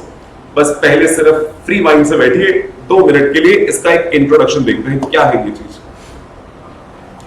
दोस्तों, मान लीजिए आप सब लोग सीए बन गए हैं, एंड यू आर डिसाइडेड कि मैं अपनी प्रैक्टिस करूंगा, मैं अपना ऑफिस खोलूंगा। I will be employment giver, not employment Sikar. मैं कहीं जाके नौकरी नहीं करना चाहता, मैं अपना काम करना चाहता हूं, लोगों को एम्प्लॉय करूंगा। हो सकता है ऐसा? हाँ, ओके। सो अगर आप अपना ऑफिस खोलते हैं सीए बनने के बाद, आपने अपना बड़ा बड़ा बोर्ड लगा दिया बाहर, एक अच्छा सा ऑफिस खोल दिया है, तो जरा सोच के बताइए आपके पास क्लाइंट्स कौन आएंगे? अंबानीज, अदानीज, टाटास? नहीं, मतलब जैसे ही आपने ऑफिस खोला, बाहर खड़े हुए लाइन लगा के, अरे बच्चा सीए बन गया, इन्हीं से काम कराना है, ऐसा? विल दैट हैपन दोस्तों? तो कौन आएगा क्लाइंट आपके पास? Who will be your initial clients? Small businesses. और स्मॉल बिजनेस भी कौन दोस्तों? जो आपके आसपास आपको जानते हैं, आपके रिलेटिव्स हो सकते हैं, अननोन भी हो सकते हैं, लेकिन आसपास के बिजनेसेस ज्यादा आएंगे, एंड प्राइमरली छोटे बिजनेसेस आएंगे। तो पड़ोस का किराना स्टोर वाले, वो हो सकता है आ जाए आपके पास। कोई छोटे मोटे कोई रियल एस्टेट एजेंट्स हैं, वो आ जाए, वो अपनी अकाउंटिंग करवाना चाहेंगे, अपने लिए कुछ काम कराना चाहेंगे। कैसा होगा दोस्तों? चलिए मान लीजिए दोस्तों, आपने अपना ऑफिस खोला और आपके पड़ोस में एक ग्रोसरी स्टोर है, एंड उनके ओनर वो आपको जानते हैं, और वो आपके दरवाजे में नॉक करते हैं, आप उन्हें अंदर बुलाते हैं, वो आते हैं और आपको कहते हैं, बेटा मुझे मेरे बिजनेस की पीएनएल बैलेंस शीट दे दो। आप कहते हैं पीएनएल बैलेंस शीट कोई आलू प्याज टमाटर थोड़ी ना है कि कोई आया और कह रहा है मेरे बिजनेस की पीएनएल बैलेंस शीट दे दो। बट आप ये बात समझते हैं कि शायद अंकल जी को कुछ नहीं पता है इसके बारे में। आप उन्हें बिठाते हैं, पानी वानी पूछते हैं, और फिर आप पूछते हैं अब बताइए अंकल क्या चाहिए और क्यों चाहिए। तब अंकल जी आपको बताते हैं, बेटा मुझे ना बैंक से लोन की जरूरत है, मैं बैंक गया था, बैंक ने कहा कि लोन तो मिल जाएगा, लेकिन उसके लिए पहले अपने बिजनेस की पीएनएल और बैलेंस शीट लेके आइए। तो मैंने उनसे पूछा कहां मिलेगी, तो उन्होंने कहा चार्टर्ड अकाउंटेंट के पास मिलेगी। तो तुम एक चार्टर्ड अकाउंटेंट हो, तो मैं तुम्हारे ऑफिस में आ गया हूं। ठीक है दोस्तों, अब आपका अगला सवाल क्या होना चाहिए दोस्तों कि अंकल क्या आप किताबें मेंटेन करते हैं? Do you maintain your books? And of course he does not know anything about books, rather he knows about books. Books वही है उनके लिए जो बच्चों के स्कूल बैग में डाली जाती है। He does not know anything about books of accounts because he might not be a well educated person also. वो एक छोटे मोटे व्यापारी है, वो ज्यादा पढ़े लिखे हो ऐसा भी कोई जरूरी नहीं है दोस्तों। तो आप ये बातें समझ गए हैं फ्रॉम योर एक्सपीरियंस कि अंकल जी को ज्यादा कुछ पता नहीं है, and now you are asking him the relevant questions. Uncle books नहीं बनाते आप, किताबें नहीं बनाते क्या? पास्ट में आपने अच्छा अपनी इनकम टैक्स रिटर्न भरते हो? हाँ हाँ बेटा मैं इनकम टैक्स रिटर्न भरता हूँ। किससे भरवाते हो? वो एक कोई ऐसे ही फाइल करने वाले थे, उनको दे दिया था, वो भर देते थे, पिछले कुछ सालों से भरी जा रही है। ओके, तो अब आप उनसे कुछ सवाल जानना चाहते हैं। आपको ये पता चल गया है कि उन्हें ये चीजें चाहिए बैंक लोन के पर्पस के लिए। Now you are asking him, uncle जिस दुकान से आप ऑपरेट कर रहे हैं क्या वो दुकान आपकी अपनी है? और अंकल जी कहते हैं हाँ बेटा मेरी अपनी है, ओन्ड है। कब ली थी? बेटा आज से कुछ 15-20 साल पहले ली थी। कितने की ली थी? याद नहीं, देख के बताता हूं। आप क्या जानना चाह रहे हैं दोस्तों? आप उनके एसेट्स के बारे में जानना चाह रहे हैं, that whether that land and building is owned by him or not, right? अगला सवाल भी आप ऐसे ही पूछते हैं कि अंकल दुकान में और क्या क्या है? क्या क्या है मतलब क्या फर्नीचर है? हाँ बेटा कुछ काउंटर्स बनाए हुए हैं, फर्नीचर वगैरह आइटम्स है। कितने का बनवाया था? याद नहीं बेटा, तकरीबन आज से 5 साल पहले इतने का बनवाया होगा, etcetera etcetera. Again what are you trying to estimate? उनके assets, fixed assets related information. Now again uncle मैं दुकान पे आके एक बार चेक कर सकता हूँ क्या क्या पड़ा हुआ है आपके पास? जैसे आप जाते हैं और देखते हैं कोल्ड ड्रिंक्स के लिए फ्रिज पड़ा हुआ है। Now you are again ask uncle ये आपका अपना है या पेप्सी कंपनी वालों ने दिया हुआ है? नहीं नहीं बेटा मेरा अपना है। अच्छा कब लिया था? बिल है अंकल इसका? हाँ शायद फाइल में भी रखा होगा, निकाल दीजिएगा। अगेन क्या जानना चाह रहे हैं? एसेट्स की information. Now you are asking him, uncle ये जो दुकान में सामान रखा हुआ है, दालें हैं, ब्रेड्स होती है, बटर है, पेप्सी वगैरह है, कितने का सामान होगा अंकल दुकान में? एंड ही टेल्स यू बेटा रफली 2-3 लाख रुपए का सामान पड़ा होता है हर टाइम। 3 लाख मान लीजिए। क्या जानना चाह रहे हैं? स्टॉक। पहले आपने फिक्स एसेट वगैरह की बातें भी करी, अब स्टॉक की बात कर रहे हैं। Now you asking him, uncle क्या माल कभी उधार पे बेचते हैं? नहीं बेटा नॉर्मली मैं उधार पे नहीं बेचता, बट कोई जानकार आ गया उसके पास पैसे नहीं है तो उधार पे दे देता हूं। तो उधार पे देते हो तो कहीं लिखते हो? हाँ अंकल जी बता रहे हैं डायरी में लिख लेता हूं। आपने कभी उधार लिया दोस्तों किसी दुकान पे? Have you ever been to a shop जहां पे उधार ले लिया? तो जब उधार लेते हैं तो सामने वाला क्या करता है? वो पहले वो फटाफट डायरी में लिख लेता है। आप समझते हैं दोस्तों वो क्या कर रहा है? He is doing a recording। जिसे हम अकाउंटिंग में रिकॉर्डिंग कहते हैं, हमारे लिए रिकॉर्डिंग का मतलब होता है debit credit, but recording the word is record करना। रिकॉर्ड सिर्फ डेबिट क्रेडिट से नहीं होता दोस्तों, उसने डायरी में जो लिखा that is also a recording. So he is recording his data, और जब आप उसे पैसा दे देंगे तो वो क्या करते हैं? वो उसको काट देते हैं, एक लाइन लगा देंगे काट दिया। वो क्या कर रहे हैं? अपना डेटा खत्म कर रहे हैं। Right everyone? आप भी जब कभी क्रेडिट सेल करते हैं तो एंट्री क्या होती है? Debtors to sales. और जब कैश आता है तो क्या एंट्री करते हैं? Cash to debtors. तो पहले आप डेटा रिकॉर्ड करते हैं, फिर डेटा रिवर्स करते हैं। वो अंकल जी भी तो यही कर रहे हैं, डायरी में लिखते हैं और जब पैसा आ जाता है तो काट देते हैं। Right everyone? So again now you asking him, uncle वो डायरी मुझे दे दीजिए, क्या उसमें डेट वाइज रिकॉर्ड होता है? हाँ बेटा मैं डेट वाइज लिखता हूं, किस दिन उधार दिया और जिस दिन काटता हूं उस दिन की डेट लिख देता हूं, उस दिन पैसा आ गया। आप क्या जानना चाह रहे हैं दोस्तों? इस साल के एंड पे आपके डेटर्स कितने थे? Right? Now my next question is uncle दुकान पे कैश कितना रखते हो? कैश बॉक्स में कितना कैश रखते हो? बेटा ज्यादा नहीं रखता, चोरी का खतरा रहता है, तो 4-5 हजार रुपए, 5,000 मान लो, 5,000 रुपए कैश रखता हूं हमेशा। ठीक है। Bank balance? हाँ बेटा बैंक अकाउंट है, अंकल पासबुक दे देना उसकी। अंकल किसी से उधार भी लेते हो? हाँ बेटा सप्लायर्स आते हैं, जैसे पेप्सी वाले आते हैं तो ये उधार पे दे जाते हैं, पैसा 1 महीने बाद देता हूं। कहीं लिखते हो? हाँ उसी डायरी में, जैसे किसी कस्टमर को उधार दिया वैसे ही कि सप्लायर उधार लेता हूं तो उसी डायरी में लिख देता हूं। ठीक है दोस्तों? तो again you now asking about liabilities, creditors. अगर कोई लोन पहले लिया हुआ है? नहीं बेटा अभी तक तो चिंता मुक्त था, अब लोन लेने की सोच रहा हूं, मतलब और कोई लायबिलिटीज नहीं है। सो दोस्तों he does not have his proper books of accounts, he does not maintain his double entry system, but he maintains some अधूरे records, जहां जैसे वो डायरी है, he may have some bills about the property that he has purchased, some fridge that he has purchased, some furniture might be, some goods that he might be purchasing, उनके कुछ bills होंगे, कुछ partial records हैं, and he needs his P&L and balance sheet। उस अधूरे record से कैसे हम बनाते हैं उनका फाइनेंशियल स्टेटमेंट्स, कैसे हम उनका प्रॉफिट निकालते हैं, कैसे हम उनकी बैलेंस शीट बनाते हैं, that is all about this chapter दोस्तों। ठीक है दोस्तों? तो अब आप बता दीजिए, अगर आप सीए बन के अपनी प्रैक्टिस करना चाहते हैं तो ये क्या ये चैप्टर आपके काम का होगा दोस्तों? बहुत काम का होगा दोस्तों, and that's why I am starting with this chapter. A very simple one, of course.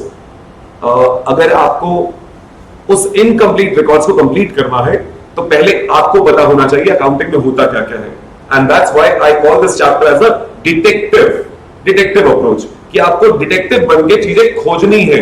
यहां पता पता है ट्रायल बैन से ही मिलेगा दोस्तों, यहां आपको खोजनी है, and for finding those you need to have knowledge about मुझे चाहिए क्या, अकाउंटिंग में होता क्या है, and that's why detective approach. ठीक है दोस्तों, एवरीवन। सो सिंगल एंट्री इसका पॉपुलर नेम है दोस्तों। हम में से बहुत सारे लोग कई बार ये सोच लेते हैं कि डबल एंट्री का मतलब है डेबिट क्रेडिट होता है, तो सिंगल एंट्री का मतलब है या तो सिर्फ डेबिट होगा या सिर्फ क्रेडिट होगा। ऐसा कतई नहीं होता है दोस्तों। There is no system as single entry जहां एक एस्पेक्ट रिकॉर्ड होता हो, ऐसा नहीं होता है दोस्तों। Single entry is just a popular name, the write name is accounts from incomplete records. इस सिस्टम के अंदर दोस्तों ऐसा हो सकता है कि कोई ट्रांजैक्शन पूरी रिकॉर्ड हो। कैसे हो अभी दिखाता हूं, डेबिट क्रेडिट की बात नहीं कर रहा हूं, मतलब किसी ट्रांजैक्शन के दोनों एस्पेक्ट जिसे हम नॉर्मली डेबिट और क्रेडिट करते हैं वो दोनों चीजें रिकॉर्ड हो जाए। कोई ट्रांजैक्शन ऐसी हो सकती है जिसे आपने पार्शली रिकॉर्ड किया, कोई ट्रांजैक्शन ऐसी हो सकती है जिसे आपने बिल्कुल रिकॉर्ड नहीं किया। तो सिंगल एंट्री इसका पॉपुलर नेम होने का कतई ये मतलब नहीं है कि हम एक इफेक्ट रिकॉर्ड कर रहे हैं दूसरा नहीं कर रहे हैं। ठीक है बच्चों, ऑल ऑफ यू। सो आइए दोस्तों accounts from incomplete records introduction पढ़ते हैं दोस्तों। Many times small business organisations do not maintain a comprehensive accounting system which is based on double entry principle. The businessman is usually happy with the minimum information like the balances of cash and bank accounts and whether he has made a profit or loss. Because the principle of double entry is not followed, it is often referred to as a single entry system. It is often referred to as, ये कोई legal नाम नहीं है इसका, just a popular name, right? Such system maintains only personal accounts and cash book. Everyone, रुक जाइए, क्या लिखा? Such system maintains only.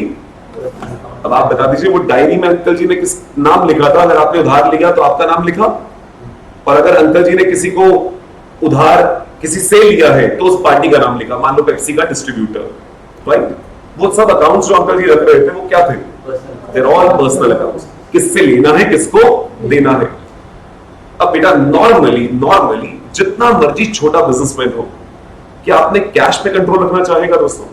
आप लोग भी बताइए कि आपकी जेब में कितना कैश पड़ा होता है, क्या आपके पास कंट्रोल होता है उस चीज का, या फिर इतना है कि भाई इतना पैसा है फर्क ही नहीं पड़ता, ऐसा वाला? No, we normally have control over what is in our pocket. तो एक बिजनेसमैन भी अपने पास पड़े कैश पे कंट्रोल रखना चाहता है, और बिजनेसमैन का कैश नॉर्मली देसी भाषा में कहते हैं वो गल्ला, दुकान का कैश बॉक्स, जिसे हम देसी भाषा में गल्ला बोल देते हैं दोस्तों।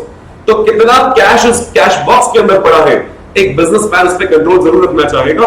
अदरवाइज मान लीजिए मैं एक बिजनेसमैन हूं, छोटी मोटी दुकान चलाता हूं, मेरे यहाँ एक मुंडू काम करता है, अगर मेरे कैश पे कंट्रोल नहीं होगा, क्या वो निकाल सकता है वहां से? तो इसीलिए कैश पे कंट्रोल रखने के लिए usually we normally maintain a cash book.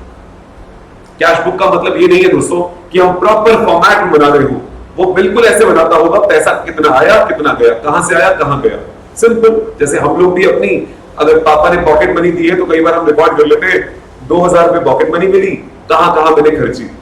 जैसे उत्सव रिकॉर्ड कर लेता है कितने उसने अपने फ्रेंड्स पे स्पेंड की, स्पेशल फ्रेंड्स पे, और कितने उसने अपनी पढ़ाई पे स्पेंड किए, एक्सेट्रा एक्सेट्रा। बिल्कुल वैसे ही दोस्तों एक बिजनेसमैन भी कितना आज पैसा आया कितना पैसा गया वो सब चीजें यहां रिकॉर्ड कर लेता है। जय माता दी। Okay, expenses and incomes are reflected in the cash book, whereas personal accounts reflect the debtors and creditors position. So cash book में जब आपने पेमेंट्स करी, खर्चों की पेमेंट्स भी करी होगी बेटा, वो सब चीजें वहां दिख जाएंगी थोड़ी बहुत ही। अगर कोई खर्चा अक्रूड है, आउटस्टैंडिंग है, कोई इनकम्स अक्रूड है, वो यहां पे दिखाई नहीं देंगे क्योंकि वो बना ही नहीं रहा उन सबके अकाउंट्स दोस्तों, right? Next, the system usually follows the principle of cash basis accounting and hence no accrual or non-cash entries are passed. So for example, entries like depreciation, provision for expense, accrued incomes have no place under such system. तो uncle जी वो जो record बना रहे थे उसमें इन सब की कोई जगह नहीं है, लेकिन क्या हम जो अकाउंट्स बनाएंगे उसमें जगह होगी दोस्तों? भाई हमें जो पीएनएल बनाना है क्या उसमें डेट भी जाना चाहिए? एवरीवन, तो मैंने अंकल से यही सवाल पूछा था कि अंकल वो फ्रिज कब खरीदा और कितने का खरीदा? मैं क्या जानना चाह रहा था, आपने कितने का लिया था, आज कितना टाइम हो गया है, ताकि मैं एक रीजनेबल रेट लगा के उसको डेप्रिशिएट करके उसकी आज की डब्ल्यूडी की बैलेंस शीट में डाल सकूं और इस साल का डेप्रिसिएशन बुक कर सकूं। Right everyone, all of you, introduction समझ आता है दोस्तों? Again, so what are the features of this system दोस्तों? प्लीज एवरीवन 2 मिनट के लिए सामने देखेंगे सब, मेरे साथ साथ रहिएगा। एवरीवन, क्या मैं कह सकता हूं दोस्तों, ओह ये क्या हुआ, ओके, क्या मैं कह सकता हूं दोस्तों दैट इस सिस्टम की सबसे बड़ी लिमिटेशन कि यहां मेमोरी बेस्ड रिकॉर्ड्स हैं। मेमोरी बेस्ड रिकॉर्ड्स का मतलब अंकल जी ने कहा बेटा 10 साल पहले कारपेंटर से काम करवाया था, बिल तो है नहीं, कच्चे पे काम हुआ था, कोई बिल तो दिया नहीं, कितने का बना होगा? तकरीबन 10,000 का बना होगा। क्या ये कंफर्म्ड है या it's a memory based records? So आप जो भी पीएनएल बैलेंस शीट यहां से बनाएंगे वो कभी एग्जैक्ट नहीं होंगे, because these are a lot of information is based on only memory based records. तो कुछ चीजें छूट भी सकती है, कुछ चीजें गलत अमाउंट में हो सकती है, सो इसीलिए the information can not B correct and hence whatever records you make out of this can not be 100% reliable. अगर एक बैलेंस शीट बनाई जाती है दोस्तों ट्रायल बैलेंस से, वो रिलायबल है क्योंकि प्रॉपर बुक्स ऑफ अकाउंट से बनी है, उसके प्रॉपर डॉक्यूमेंटेशंस हैं, लेकिन यहां पर क्योंकि चीजें मेमोरी बेस्ड रिकॉर्ड्स हैं तो these records can not be 100% reliable. जय माता दी। नेक्स्ट, सो आ जाइए, it says maintenance of books by a sole trader और पार्टनरशिप फर्म। एवरीवन, कंपनीज को अपनी बुक्स ऑफ अकाउंट्स अलग से मेंटेन करनी होती है। Companies can not follow this system, right दोस्तों? लेकिन क्योंकि प्रोप्राइटरशिप और पार्टनरशिप के ऊपर ऐसे रूल्स नहीं है, तो इसीलिए ये जो प्रैक्टिस फॉलो होती है ये नॉर्मली छोटे मोटे व्यापारियों के द्वारा होती है, which can be in the form of sole proprietorship और partnership. Company has to maintain its proper set of books of accounts, तो इसीलिए कंपनी में आपको ये प्रॉब्लम दिखाई नहीं देती है। हालांकि कंपनी में भी ये सिचुएशन किसी और कारणों से अराइज हो सकती है। Let me take for example दोस्तों मेरी एक कंपनी है जिसमें मैं प्रॉपर बुक्स ऑफ अकाउंट्स बनाता हूं, मेरा एक प्रॉपर अकाउंट्स डिपार्टमेंट है, और मेरे बिजनेस में, मेरी प्रेमिसेस में आग लग गई है। आग लगने की वजह से बिल्डिंग को नुकसान हुआ, एसेट्स को नुकसान हुआ, बुक्स ऑफ अकाउंट्स भी जल गई। जल सकती है दोस्तों? एवरीवन, अब बताइए, बुक्स ऑफ अकाउंट्स जल गई है, क्या फिर भी मुझे इस साल के अकाउंट्स बनाने होंगे दोस्तों? ट्रेडिंग पीएनएल बैलेंस शीट बनानी होगी। अगर बनानी होगी तो कहां से लाऊंगा इंफॉर्मेशन? इंफॉर्मेशन कंप्लीट तो है नहीं मेरे पास, because the trial no longer exist, the books are not there. तो कैन आई से कंपनी में भी अब रिकॉर्ड्स इनकम्प्लीट हो गए, तो जो भी छोटी मोटी इंफॉर्मेशन इधर उधर से मिलेगी उसके बेस पे मुझे अपने फाइनल अकाउंट्स बनाने होंगे यूजिंग द सेम प्रिंसिपल्स। तो company by default incomplete records नहीं बनाती है दोस्तों, बाय डिफॉल्ट ये इनकम्प्लीट रिकॉर्ड्स होंगे छोटे मोटे व्यापारियों के यहां। बट कंपनी में भी ये सिचुएशन, जब ऐसी प्रॉब्लम्स आई, बाढ़ की वजह से रिकॉर्ड्स ही खराब हो गए, अगर इलेक्ट्रॉनिक रिकॉर्ड्स थे, आपके सिस्टम्स क्रैश हो गए, वायरस अटैक हुआ, सिस्टम्स क्रैश हो गए। आजकल अकाउंटिंग होती है सॉफ्टवेयर पे, आपके सॉफ्टवेयर से सारा डेटा उड़ा दिया गया, डिलीट कर दिया, ऐसा हो सकता है? अगर ऐसा हो जाए then you work on this principle to find out, to prepare the company's accounts. बढ़ा दूं आगे? Next, these are inaccurate, unscientific and unsystematic method. यही बात अभी हमने करी दोस्तों, and hence they are unreliable. Normally personal accounts and cash book maintain की जाती है, हालांकि इससे कुछ कम, इससे कुछ ज्यादा भी हो सकता है, डिपेंडिंग अपॉन बिजनेस कितना छोटा है। कुछ बिजनेसेस हो सकता है दोस्तों सिर्फ पर्सनल अकाउंट्स मेंटेन करें, कुछ बिजनेस पर्सनल अकाउंट और कैश बुक मेंटेन करें, कुछ ये भी हो सकता है कि पर्सनल अकाउंट्स, कैश बुक और कुछ सब्सिडरी बुक्स मेंटेन कर दें, cell book, purchase book etcetera. तो डिपेंडिंग अपॉन बिजनेस कितना छोटा है उतने ही कम रिकॉर्ड होंगे, थोड़ा बड़ा होता जाएगा तो रिकॉर्ड्स थोड़े बढ़ते जाएंगे, बिकॉज अफोर्डेबिलिटी बढ़ती जाएगी। एक छोटा व्यापारी अफोर्ड नहीं कर सकता रिकॉर्ड्स को, लेकिन जैसे जैसे बिजनेस बड़ा होता है आपकी रिक्वायरमेंट्स भी बढ़ती है और आपकी अफोर्डेबिलिटी बढ़ती है, तो ये रिकॉर्ड्स भी इंक्रीज हो सकते हैं। Maintenance of cash book with business as well as private transaction, ये सबसे बड़ी एक और लिमिटेशन दोस्तों। एवरीवन, उस बिजनेसमैन को थोड़ी ना एंटिटी कॉन्सेप्ट के बारे में पता है दोस्तों, ही does not know about entity concept. कि बिजनेस अलग चीज है, ओनर अलग चीज है। उसके लिए बिजनेस की ट्रांजैक्शन और मेरी अपनी ट्रांजैक्शन, पर्सनल ट्रांजैक्शन सब एक ही है। तो अगर मेरी जेब से कोई कैश जा रहा है दोस्तों, मान लीजिए बिजनेस का सामान खरीदने के लिए या बिजनेस के मुंडू को सैलरी देने के लिए, वो भी कैश बुक में जाएगा।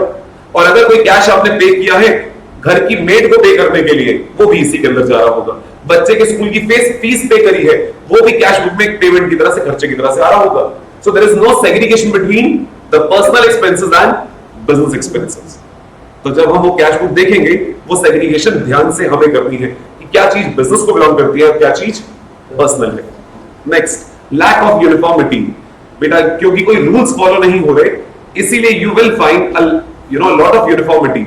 हो सकता है, उसने तो कहा डायरी में वो डेट्स लिखता है, जब पैसा किसी को उधार देता है तब डेट लिखता है, जब पैसा आ जाता है काटते हुए डेट लिखता है। कहीं लिखा कहीं नहीं लिखा, ऐसा हो सकता है।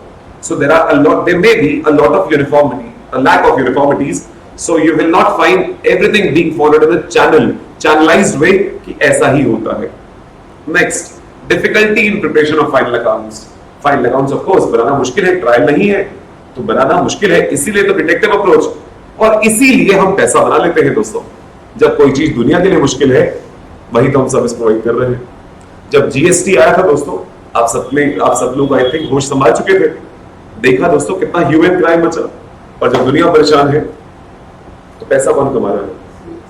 अच्छा, तभी तो आप लोग यहाँ पे हैं कि हमें भी जल्दी से वो पैसा कमाने वाला बनना है। तो ओके एवरीवन, सो ऐसे ही दोस्तों, अगर उस व्यापारी को भी अपने अकाउंट्स चाहिए जो मुश्किल काम है, तो हम है ना सर्विस देने के लिए, right. And next, estimated financial position and profitability. जैसा मैंने कहा, the figures can not be 100% correct, they are only estimated. वही चीज हमने लिखी है दोस्तों। क्या ये सारे फीचर्स समझ आते हैं एवरीवन? पक्का दोस्तों, बढ़ जाऊं आगे? ओके, तो जब आप ये अकाउंटिंग करें तो आपके दिमाग में ये बात क्रिस्टल क्लियर होनी चाहिए कि रिकॉर्ड्स जो हम बनाने जा रहे हैं, जो फाइनेंशियल स्टेटमेंट्स बनाने जा रहे हैं, वो एग्जैक्ट नहीं हो सकते, राइट? ओके, अब बेटा नॉर्मली हम 3 तरह के सिंगल एंट्री सिस्टम्स की बातें करते हैं, 3 types of single entry systems, right? तो जो मैंने अभी थोड़ी देर पहले आपसे बात करी कि कुछ बिजनेसेस में हो सकता है सिर्फ पर्सनल अकाउंट्स बने, कुछ बिजनेस में पर्सनल अकाउंट और कैश बुक बने, और कुछ बिजनेस में कुछ कैश बुक, पर्सनल अकाउंट्स और कुछ सब्सिडरी बुक्स बने। बस वही सारी बातों के बेसिस पे हमने इन्हें 3 पार्ट्स में क्लासिफाई कर दिया है। Pure single entry, the first categorisation, pure single entry, जहां पर सिर्फ पर्सनल अकाउंट्स, यानी ये कैश बुक भी नहीं बना रहे। अब दोस्तों जैसा मैंने कहा, नॉर्मली जितना मर्जी छोटा व्यापारी हो, क्या वो कैश पे कंट्रोल रखना चाहेगा? तो इसीलिए ये सिस्टम बहुत रेयरली आपको दिखाई देगा। तो ये सिर्फ थ्योरेटिकल सिस्टम है, प्रैक्टिकल लाइफ में आपको ये वाला तरीका कभी दिखाई देगा दोस्तों, very rarely, right? So what you will find is a simple single entry wherein personal accounts and cash book is maintained, और you will find a quasi single entry. Quasi का मतलब, क्वासी एक्चुअल में नहीं है, but it's somewhere there. So it is a single entry which is in between a single entry and double entry.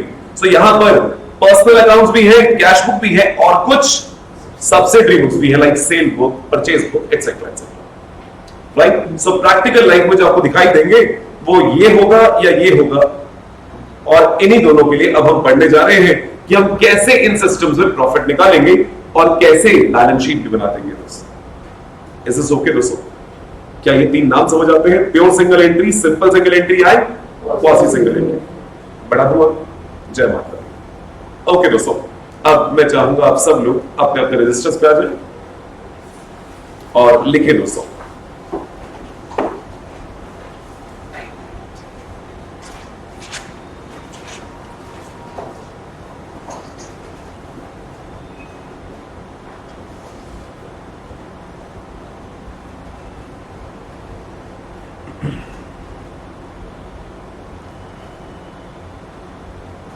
Methods of computing.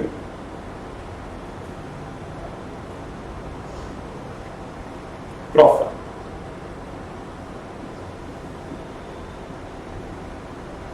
और इसे 2 parts में divide करें दोस्तों।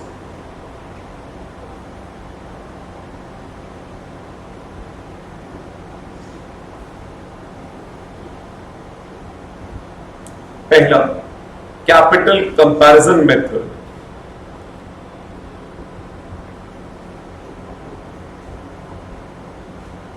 और स्टेटमेंट ऑफ अफेयर्स मेथड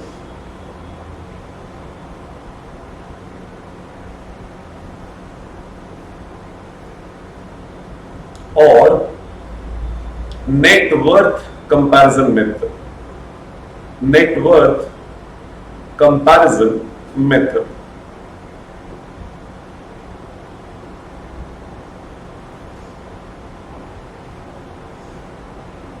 और second method completing the double entry from incomplete records. Completing the double entry from incomplete records. बच्चे second method के नीचे अपनी रेफरेंस के लिए लिख लीजिए, ये नाम कहीं लिखा हुआ नहीं मिलेगा दोस्तों, ये नाम मैं दे रहा हूं उसे detective approach.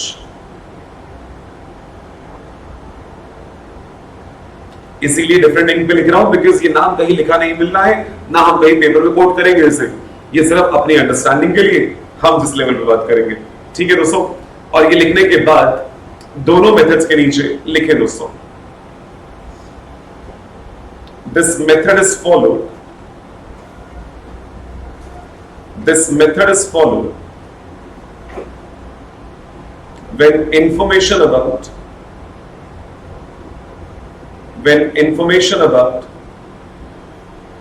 incomes and expenses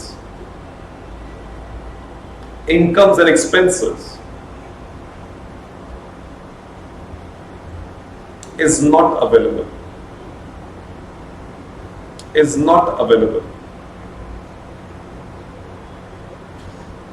and second method के नीचे लिखिएगा, this method is followed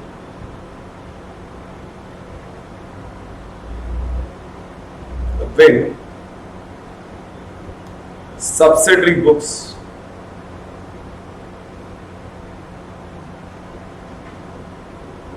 like sales book, purchases book,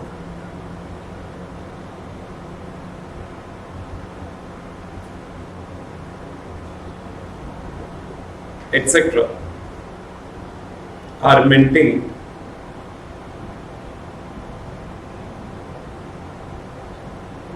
and information about incomes and expenses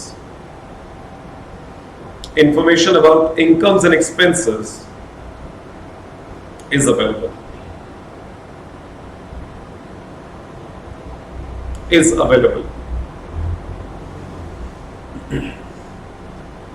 लिख लिया बेटा एवरीवन? तो बच्चे इनकम्प्लीट रिकॉर्ड्स यानी पॉपुलरली जिसे हम सिंगल एंट्री सिस्टम कहते हैं, वहां पर एक बिजनेस का प्रॉफिट कैसे निकाला जाएगा उसके लिए हम दो मेथड्स फॉलो करेंगे डिपेंडिंग अपॉन कैसी इंफॉर्मेशन अवेलेबल है। तो अगर बहुत लिमिटेड इंफॉर्मेशन होगी, बहुत लिमिटेड डेटा अवेलेबल होगा हमारे पास, तो हम फॉलो करेंगे कैपिटल कंपैरिजन मेथड या स्टेटमेंट ऑफ अफेयर्स मेथड या नेटवर्थ कंपैरिजन मेथड। ये वो है बेटा जो आप लोगों ने अपने स्कूल डेज में पढ़ा था, राइट? और अगर इंफॉर्मेशन थोड़ी ज्यादा होगी तो हम फॉलो करेंगे डिटेक्टिव अप्रोच। डिटेक्टिव अप्रोच का मतलब खोजी बन के ढूंढेंगे क्या मिसिंग रह गया और उस मिसिंग इंफॉर्मेशन को कंप्लीट करेंगे, and that's why the method is termed as completing the double entry from incomplete records. तो इनकम्प्लीट रिकॉर्ड से डबल एंट्री कंप्लीट करना, पूरी पिक्चर रिलेट कर पाना, and I call that as detective approach. और ये तभी हो पाएगा जब आपके पास इंफॉर्मेशन थोड़ी ज्यादा होगी। ठीक है बेटा? तो पहले मेथड के नाम देख लीजिए, कैपिटल कंपैरिजन मेथड या स्टेटमेंट ऑफ अफेयर्स मेथड या नेटवर्थ कंपैरिजन मेथड, राइट? ये नाम क्यों पड़े हैं आइए देखते हैं दोस्तों। सब कुछ छोड़ के 2 मिनट के लिए सामने देखेंगे दोस्तों। सामने देखें दोस्तों, वो अंकल जी जो मेरे पास आए थे कि उन्हें अपना ट्रेडिंग पीएनएल चाहिए, मैंने उनसे पूछा कि अंकल जी पिछले साल आपने अपनी इनकम टैक्स रिटर्न भरी थी? एंड ही सेड हाँ बेटा भरी थी। तो आई आस्क्ड हिम, आप मुझे वो इनकम टैक्स रिटर्न दिखा दीजिए, बिकॉज अगर आप लोगों ने भी इनकम टैक्स रिटर्न नहीं देखी है दोस्तों, एक बिजनेस की जब इनकम टैक्स रिटर्न भरी जाती है उसके अंदर एसेट्स और लायबिलिटीज का डेटा भी डाला जाता है कि बिजनेस के पास कितने एसेट्स हैं, कितनी लायबिलिटीज है। तो क्या वहां से मुझे अंकल जी की पिछले साल की एसेट्स और लायबिलिटीज यानी बैलेंस शीट का डेटा मिल जाएगा? यस और नो? जल्दी बोलो हाँ या ना। तो दोस्तों मैंने अंकल जी की वो बैलेंस शीट देखी दोस्तों, और वो बैलेंस शीट कुछ ऐसी थी दोस्तों। I found this data there.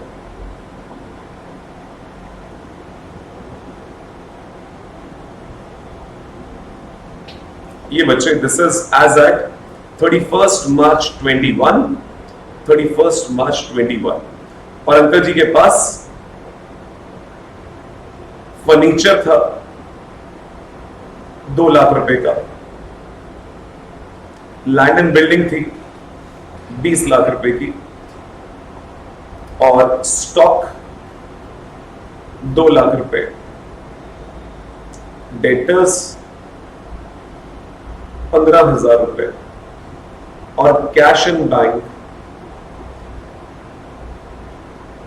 मान लीजिए 1 लाख रुपए। तो ये अंकल जी की लास्ट ईयर की एसेट साइड की पोजीशन थी, विच वर्क्स आउट टू कितना टोटल बनता है दोस्तों? दैट्स 25,15,000। उनकी लायबिलिटीज में जब मैंने देखा तो उनके पास क्रेडिटर्स थे दोस्तों, हिज क्रेडिटर्स वर 2,30,000, 2,30,000 के क्रेडिटर्स थे, और कुछ आउटस्टैंडिंग एक्सपेंसेस थे लाइक बिजली का बिल वगैरह, और मान लीजिए कि 85,000 के। ठीक है दोस्तों, ये सब चीजें मुझे उनकी इनकम टैक्स रिटर्न से पता चली। बाकी क्या होगा दोस्तों? Capital. So capital is his balancing figure, right?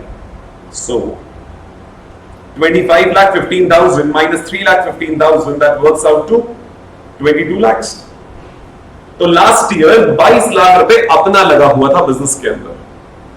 ठीक है दोस्तों, अब जब अंकल जी इस साल मेरे पास आए हैं तो मैंने मेमोरी बेस पे ही उनकी बैलेंस शीट बनाई, उनसे डेटा लेके प्रॉपर्टी कितने की, ब्ला ब्ला ब्ला, और ये सारी फिगर्स देखने के बाद मैंने एसेट्स प्लॉट किए। बेटा ये एसेट बनते हैं मान लीजिए 26 लाख रुपए के, 26 लाख। लाइबिलिटीज में ये दोनों लाइबिलिटीज बनती है दोस्तों, मान लीजिए 1.5 लाख। सारा डेटा मैंने प्लॉट कर दिया। Balancing figure again capital which is 24,50,000। Again पूछ रहा हूं दोस्तों, ये बैलेंस शीट कैसे बनी? मेमोरी बेस्ड रिकॉर्ड से। तो कुछ इनकम्प्लीट रिकॉर्ड्स, कुछ बिल्स वगैरह देख के कब ली गई थी उस बेस पे हमने ये बना दिया, और बैलेंसिंग फिगर ले लिया हमने कैपिटल को। दोस्तों कोई बता सकता है दोस्तों, लास्ट ईयर कैपिटल लगी हुई थी 22 लाख रुपए, इस साल 24,50,000, ये कैसे बढ़ गई होगी?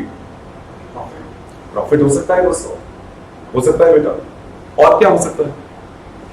कैपिटल इंट्रोड्यूस करा हो, क्या कुछ कैपिटल विड्रॉ भी हो सकता है।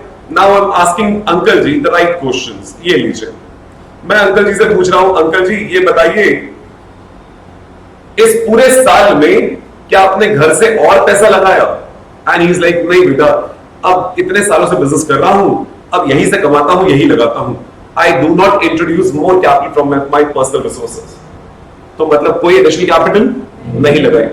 अंकल जी घर खर्च के लिए? हाँ बेटा घर खर्च तो यही से चलता है, तो मैं हर महीने अपने बिजनेस से 20,000 रुपए विड्रॉ कर लेता हूं अपने घर खर्च के लिए। क्या जानना चाह रहा हूं मैं? Drawings, right everyone. So I am preparing his capital account. His opening balance was 22 lakhs. His closing balance is 24,50,000. There is no additional capital introduced, but there are drawings, and drawings of 20,000 per month. So that means a drawings total of 2,40,000. अब बता दीजिए दोस्तों, there is a balancing figure here. कितना बन रहा है balancing figure? 4,90,000। यही बन रहा है दोस्तों। कोई बता सकता है क्या है 4,90,000? Profit. So by net profit for the year 4,90,000 as a balancing figure. अब आप बताइए दोस्तों, इस प्रॉफिट को निकालने के लिए क्या आपने देखा सेल्स कितनी थी, खर्चे कितने थे, ऐसा देखा, या कैपिटल को कंपेयर करके आपने प्रॉफिट लॉस निकाल दिया। And that's why this method is termed as, नाम पढ़िए पहला नाम, capital comparison method. So you prepare the balance sheets as at the opening date as at the closing date, और इन दोनों बैलेंस शीट में एसेट्स और लायबिलिटीज प्लॉट करके कैपिटल को बैलेंसिंग फिगर ले लेते हैं, और कैपिटल की ओपनिंग से क्लोजिंग तक क्या मूवमेंट हुई है उसे एडजस्ट करके we derive at the profit figure, and that's why the method name is capital comparison method. बात समझ आती है दोस्तों? तीसरा नाम भी पढ़ लीजिए, net worth comparison method. Net worth का मतलब भी होता है बेटा owners funds. Net worth means owners का जो टोटल पैसा है, जिसे हम प्रोप्राइटरशिप में कहते हैं capital. So net worth comparison या capital comparison is one and the same thing. बीच में एक नाम और लिखा है दोस्तों, स्टेटमेंट ऑफ अफेयर्स। वैसे नॉर्मली हम statement of affairs means balance sheet, statement of affairs means normally ऐसा लेमैन टर्म्स में यूज कर लेते हैं दोस्तों। तो क्या ये दो बैलेंस शीट बना के प्रॉफिट निकाला दोस्तों? एवरीवन, इसीलिए मेथड का नाम स्टेटमेंट ऑफ अफेयर्स मेथड। लेकिन दोस्तों बैलेंस शीट और स्टेटमेंट ऑफ अफेयर्स में फर्क है। क्या फर्क है थोड़ा सा समझ लेते हैं दोस्तों। जो बैलेंस शीट ट्रायल बैलेंस से बनती है, यानी प्रॉपर डबल एंट्री सिस्टम के वाले रिकॉर्ड से बनती है, जो रिलायबल होती है, उसे हम कहते हैं balance sheet. It is a statement of assets and liabilities prepared from double entry records, that's called a balance sheet. अगर कोई statement of assets and liabilities बनाई जाती है from incomplete records, memory based records, तो हम उसे usually balance sheet नहीं, we call it as statement of affairs. और स्टेटमेंट ऑफ अफेयर्स कहने का सिर्फ एक ही रीजन है दोस्तों, that you can easily, if somebody is looking at the statement, he can easily segregate कि ये डबल एंट्री सिस्टम से नहीं बनाई गई, तो ये फुली रिलायबल नहीं है। तो जैसे ही वर्ड बैलेंस शीट आता है, the degree of reliability increases, the word statement of affairs means degree of Reliance is less. But है दोनों एसेट्स और लायबिलिटीज का स्टेटमेंट, यानी सो कॉल्ड बैलेंस शीट्स। ठीक है दोस्तों, तो बता दीजिए क्या दो स्टेटमेंट ऑफ अफेयर्स बना के, कैपिटल निकाल के, कंपेयर करके, कैपिटल का मूवमेंट प्लॉट करके प्रॉफिट निकाला जा रहा है? इसीलिए बीच वाला नाम स्टेटमेंट ऑफ अफेयर्स मेथड। क्या नाम समझ आते हैं दोस्तों? क्या मेथड सिंपल लग रहा है दोस्तों? अब ये समझ लीजिए दोस्तों, ये मेथड इतना सिंपल है, लेकिन इस मेथड का इस्तेमाल हमारे देश की एक बहुत बड़ी एजेंसी करती है और बड़े बड़े लोगों को फंसा लेती है। इनकम टैक्स डिपार्टमेंट, नाम सुना आप लोगों ने? इनकम टैक्स डिपार्टमेंट इस मेथड का बहुत यूज करता है दोस्तों, और बहुत सारे नोटिस आते हैं लोगों के घरों पे कि आपने अपनी इनकम छुपा ली, वो इस मेथड के थ्रू। ठीक है दोस्तों, सो आइए मेरे साथ जल्दी से कुछ लिख लें इसके बारे में। लिखिएगा दोस्तों, पहला method,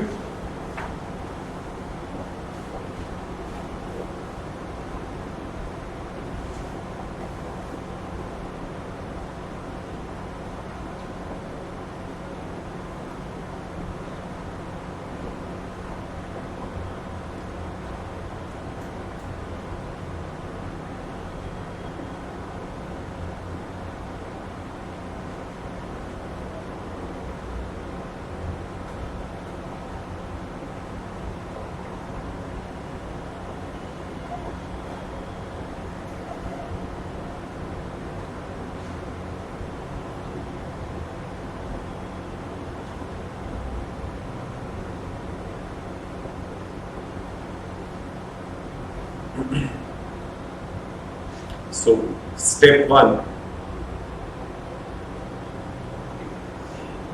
prepare statement of affairs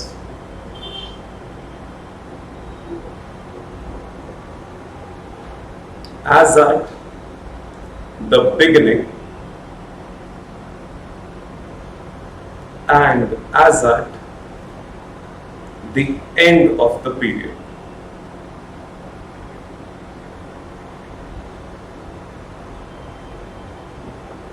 With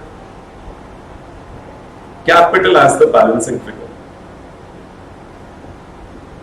Capital as the balancing figure.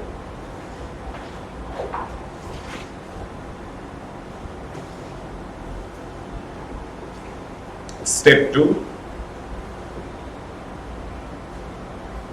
prepare capital account to plot the movement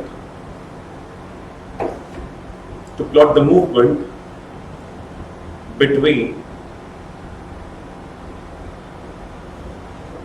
opening capital and closing capital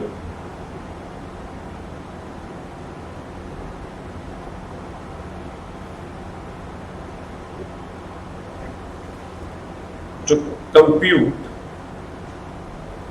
net profit or loss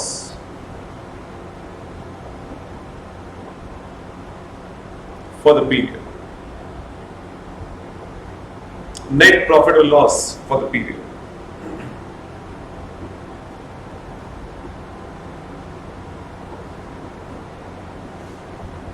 और यहां नीचे एक नोट डालेंगे दोस्तों, a statement of assets and liabilities,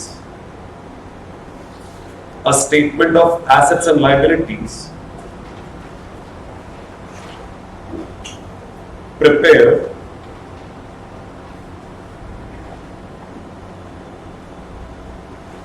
from incomplete records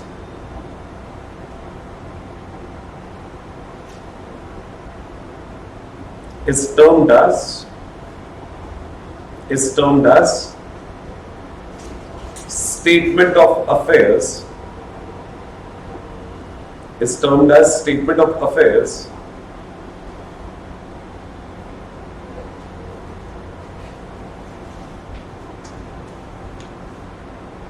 to distinguish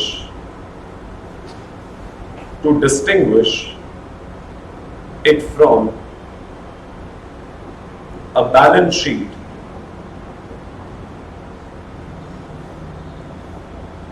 which is prepared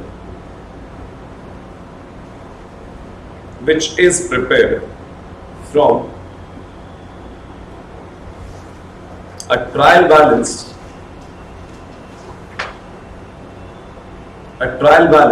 based on double entry records.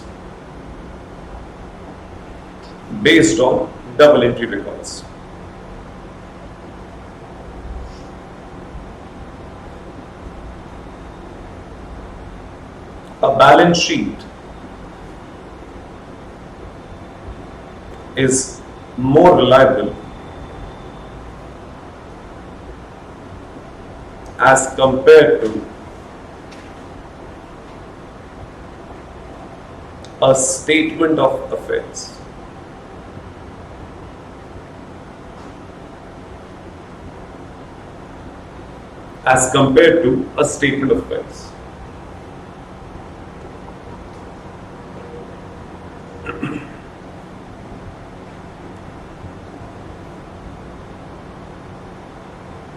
लिख लिया दोस्तों everyone?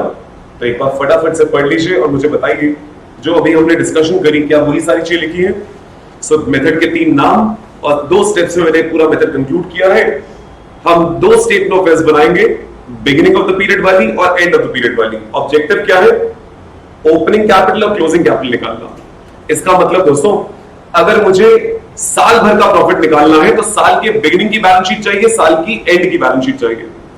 अगर मुझे 6 महीने का प्रॉफिट निकालना है तो 6 महीने पहले की बैलेंस शीट और 6 महीने बाद की बैलेंस शीट। अगर मुझे 3 महीने का प्रॉफिट निकालना है तो 3 मंथ्स पहले 3 मंथ्स बाद। लेकिन अगर मुझे 5 साल का प्रॉफिट निकालना है तो 5 साल पहले मेरे पास क्या था, अब मेरे पास क्या है, वो बैलेंस शीट बनाएंगे, कैपिटल निकालेंगे और कंपेयर कर लेंगे। ये बात को याद रखिएगा, जब मैंने इनकम टैक्स वाली बात करी इसी पॉइंट को लिंक करेंगे वहां पर दोस्तों। ठीक है जी, तो 2 स्टेप्स में हमने बात करी। बैलेंस शीट बनाने के बाद दूसरा स्टेप कैपिटल अकाउंट बना देंगे। कैपिटल अकाउंट में मूवमेंट एडजस्ट करेंगे, कितना पैसा विड्रॉ किया, कितना पैसा और लेके आया, बैलेंसिंग फिगर प्रॉफिट लॉस आ जाएगी। राइट? आप कैपिटल अकाउंट बनाए बिना भी स्टेटमेंट फॉर्म में भी काम कर सकते हैं, बट जैसा आप कैपिटल अकाउंट बनाते हैं उसी को आप स्टेटमेंट में डाल सकते हैं दोस्तों। Right? Next, statement of affairs और बैलेंस शीट में क्या फर्क है वो लिखवा दिया है दोस्तों, जो अभी हमने डिस्कस किया था। Is that okay everyone? तो ले चले फिर आपको पहले क्वेश्चन पे, आ जाइए मेरे साथ। Question number 1 on your screen दोस्तों. On 1st April 2008, Chotu started business with an initial capital of 70,000 rupees. On 1st October 2008, he introduced additional capital of 40,000. On 7th of every month, he withdraws 5,000 for household expenses. On 31st December 2009, his assets and liabilities were rupees 2 lakh and rupees 70,000 respectively. Ascertain the profit earned by Chotu during the year ended 31st March 2009. तो बेटा पूरे question में कोई incomes कोई expenses के बारे में बात नहीं है, लेकिन फिर भी प्रॉफिट लॉस निकालना है. 2 मिनट के लिए मेरे साथ रहिए, हवा में ही निकालने की कोशिश करते हैं, फिर प्रेजेंट करेंगे. बेटा बिजनेस अभी स्टार्ट किया है 1 अप्रैल 2008 के दिन, और हमें प्रॉफिट लॉस निकालना है for the year ended 31st मार्च 2009. क्या मैं कह सकता हूं कि हमारे बिजनेस का पहला ही साल है और बिजनेस स्टार्ट किया है और हमारी इनिशियल कैपिटल है 70,000 रुपए. तो बेटा जो हम ओपनिंग बैलेंस शीट बनाते उसका ऑब्जेक्टिव भी क्या होता था? ओपनिंग कैपिटल निकालना. यहां ओपनिंग कैपिटल आपके पास पहले से है 70,000 रुपए, राइट. उसके बाद दोस्तों 1 अक्टूबर के दिन और पैसा लगाया है छोटू ने 40,000 रुपए. ये भी करंट ईयर में ही लगाया दोस्तों, तो 70 पहले का 40 और लगा दिया, टोटल हो गया 110. On 7th of every month he withdraws rupees 5,000 for household expenses. अपना घर चलाने के लिए हर महीने की 7 तारीख को 5,000 रुपए निकालते हैं. साल में हमारे पूरे 12 महीने हैं, क्योंकि बिजनेस स्टार्ट किया था अप्रैल को ही, तो पहली बार ड्राइंग्स कर ली होगी 7 अप्रैल को, तो पूरे 12 महीने हमने पैसा निकाला है दोस्तों. पूरे 12 महीने यानी ड्राइंग्स हो गई 60,000. तो बेटा 70,000 पहले लगा हुआ था, 40 और लगा दिया, 60,000 विड्रॉ कर लिया, तो बचना कितना चाहिए? 50,000, राइट. रुकिएगा यहां पे. साल के एंड पे एसेट्स और लायबिलिटीज है 2 लाख और 70,000. डिफरेंस क्या है इसका? 130 is what? Capital, closing capital. तो वैसे तो क्लोजिंग कैपिटल 50 होनी चाहिए थी, लेकिन हमारी क्लोजिंग कैपिटल 130 आ रही है. तो डिफरेंस क्या है? कितने का प्रॉफिट कमाया? 80,000. वही तो मांग रहा है वो आपसे. कुछ समझ आई बात दोस्तों? It is as simple as this. अब जब मैं क्वेश्चन ये कराता हूं ना दोस्तों, तो बच्चा कहता है सर ऐसे क्वेश्चन थोड़ा आते होंगे इंटर में. बिल्कुल सही बात है, लेकिन आपके सामने ही कुछ लिखा है दोस्तों. ये देखिए, ये इंटर के कौन से एग्जाम में आया है वो लिखा हुआ है, मतलब आया हुआ है एग्जाम में दोस्तों. तो ये मत सोचिए कि इंटर का पेपर कोई दुनिया ने डरा दिया कि पेपर मुश्किल ही होता है. कतई ऐसा नहीं है दोस्तों. पेपर में एक आध क्वेश्चन कोई टेढ़ा आ जाए ना, हमारे यहाँ एक फिनोमेना बना दिया था, बहुत मुश्किल था. आप अपने हिस्से की मेहनत कीजिए, पेपर मुश्किल नहीं होता है. एक बार ये चैप्टर कर लीजिए, पिछले 10 अटेम्प्ट के पेपर दिखा दूंगा आपको कि किस तरह का क्वेश्चन आया पेपर के अंदर. लेकिन पहले अपने हिस्से की मेहनत तो कर लें. चलिए आगे. जय माता दी. तो लेट्स प्रेजेंट दिस आउट दोस्तों.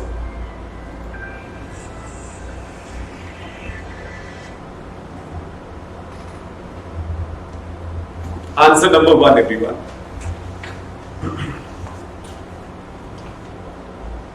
सो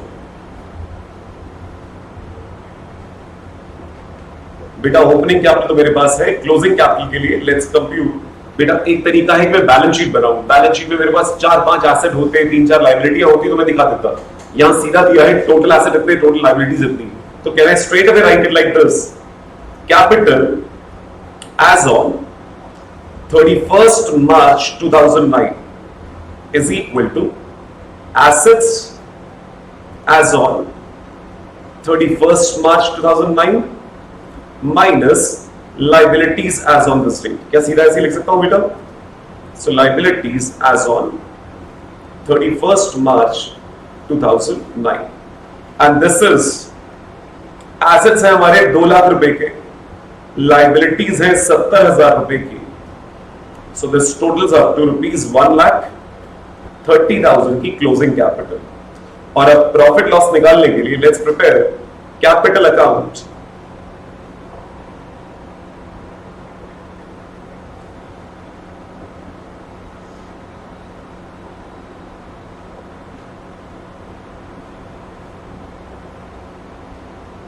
So 1st April 2008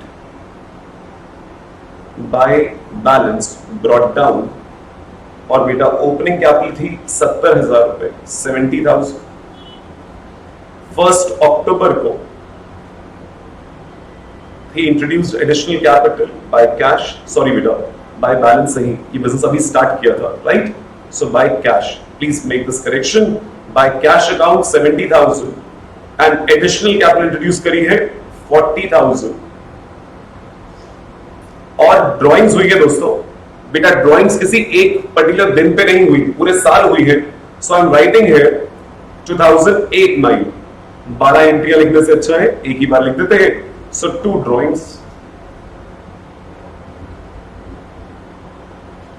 and that's 5,000 into 12, 60,000. And 31st March 2009, to balance CD, closing capital is 1,30,000. So balancing figure should be your profit. So by net profit for the year,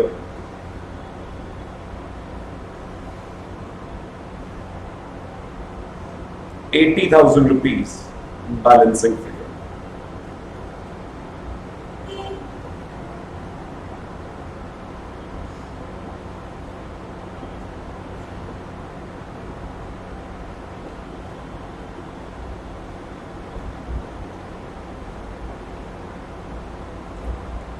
Is that okay, everyone? बढ़ चले अगले question पे. So let's look at the next one दोस्तों. The closing capital of Mr. B as on 31st March 2010 was rupees 4 lakhs. On 1/4/2009, his capital was rupees 3,50,000. His net profit for the year ended 31st March 2010 was rupees 1 lakh. He introduced 30,000 as additional capital in February 2010. Find out the amount drawn by Mr. B for his domestic expenses. तो अब क्या बोल दिया, जरा ध्यान से देखो दोस्तों. Everyone, closing capital दी हुई है, opening capital भी दी हुई है दोस्तों. तो I started this year with 3,50,000 as the capital, और इस साल हमने प्रॉफिट कमाया 1 लाख रुपए. तो अगर 350 कैपिटल थी बिगिनिंग में, 1 लाख और कमाया, टोटल हो गया 450. आपने और कैपिटल इंट्रोड्यूस करी इसी साल में 30,000, कितना हो गया 480. और आपकी क्लोजिंग कैपिटल सिर्फ 4 लाख रुपए है, तो 80,000 का आपकी ड्राइंग्स हो गई दोस्तों. Is that okay everyone? पक्का एवरीवन? तो यही तो है कि आप इनकम्प्लीट इंफॉर्मेशन से कुछ डिग आउट कर रहे हो. यहां ड्राइंग्स दी होती तो प्रॉफिट निकाल लेते, प्रॉफिट अगर मिसिंग होता, यहां प्रॉफिट देके आपसे ड्राइंग्स मांग रहे हैं. ये लीजिए दोस्तों.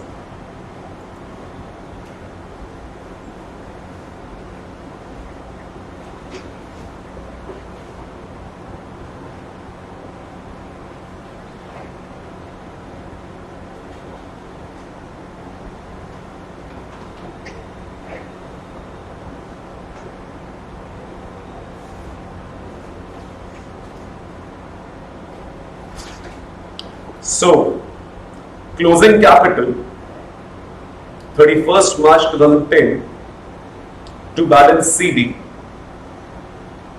4 lakh rupees. Opening capital on 1/4/2009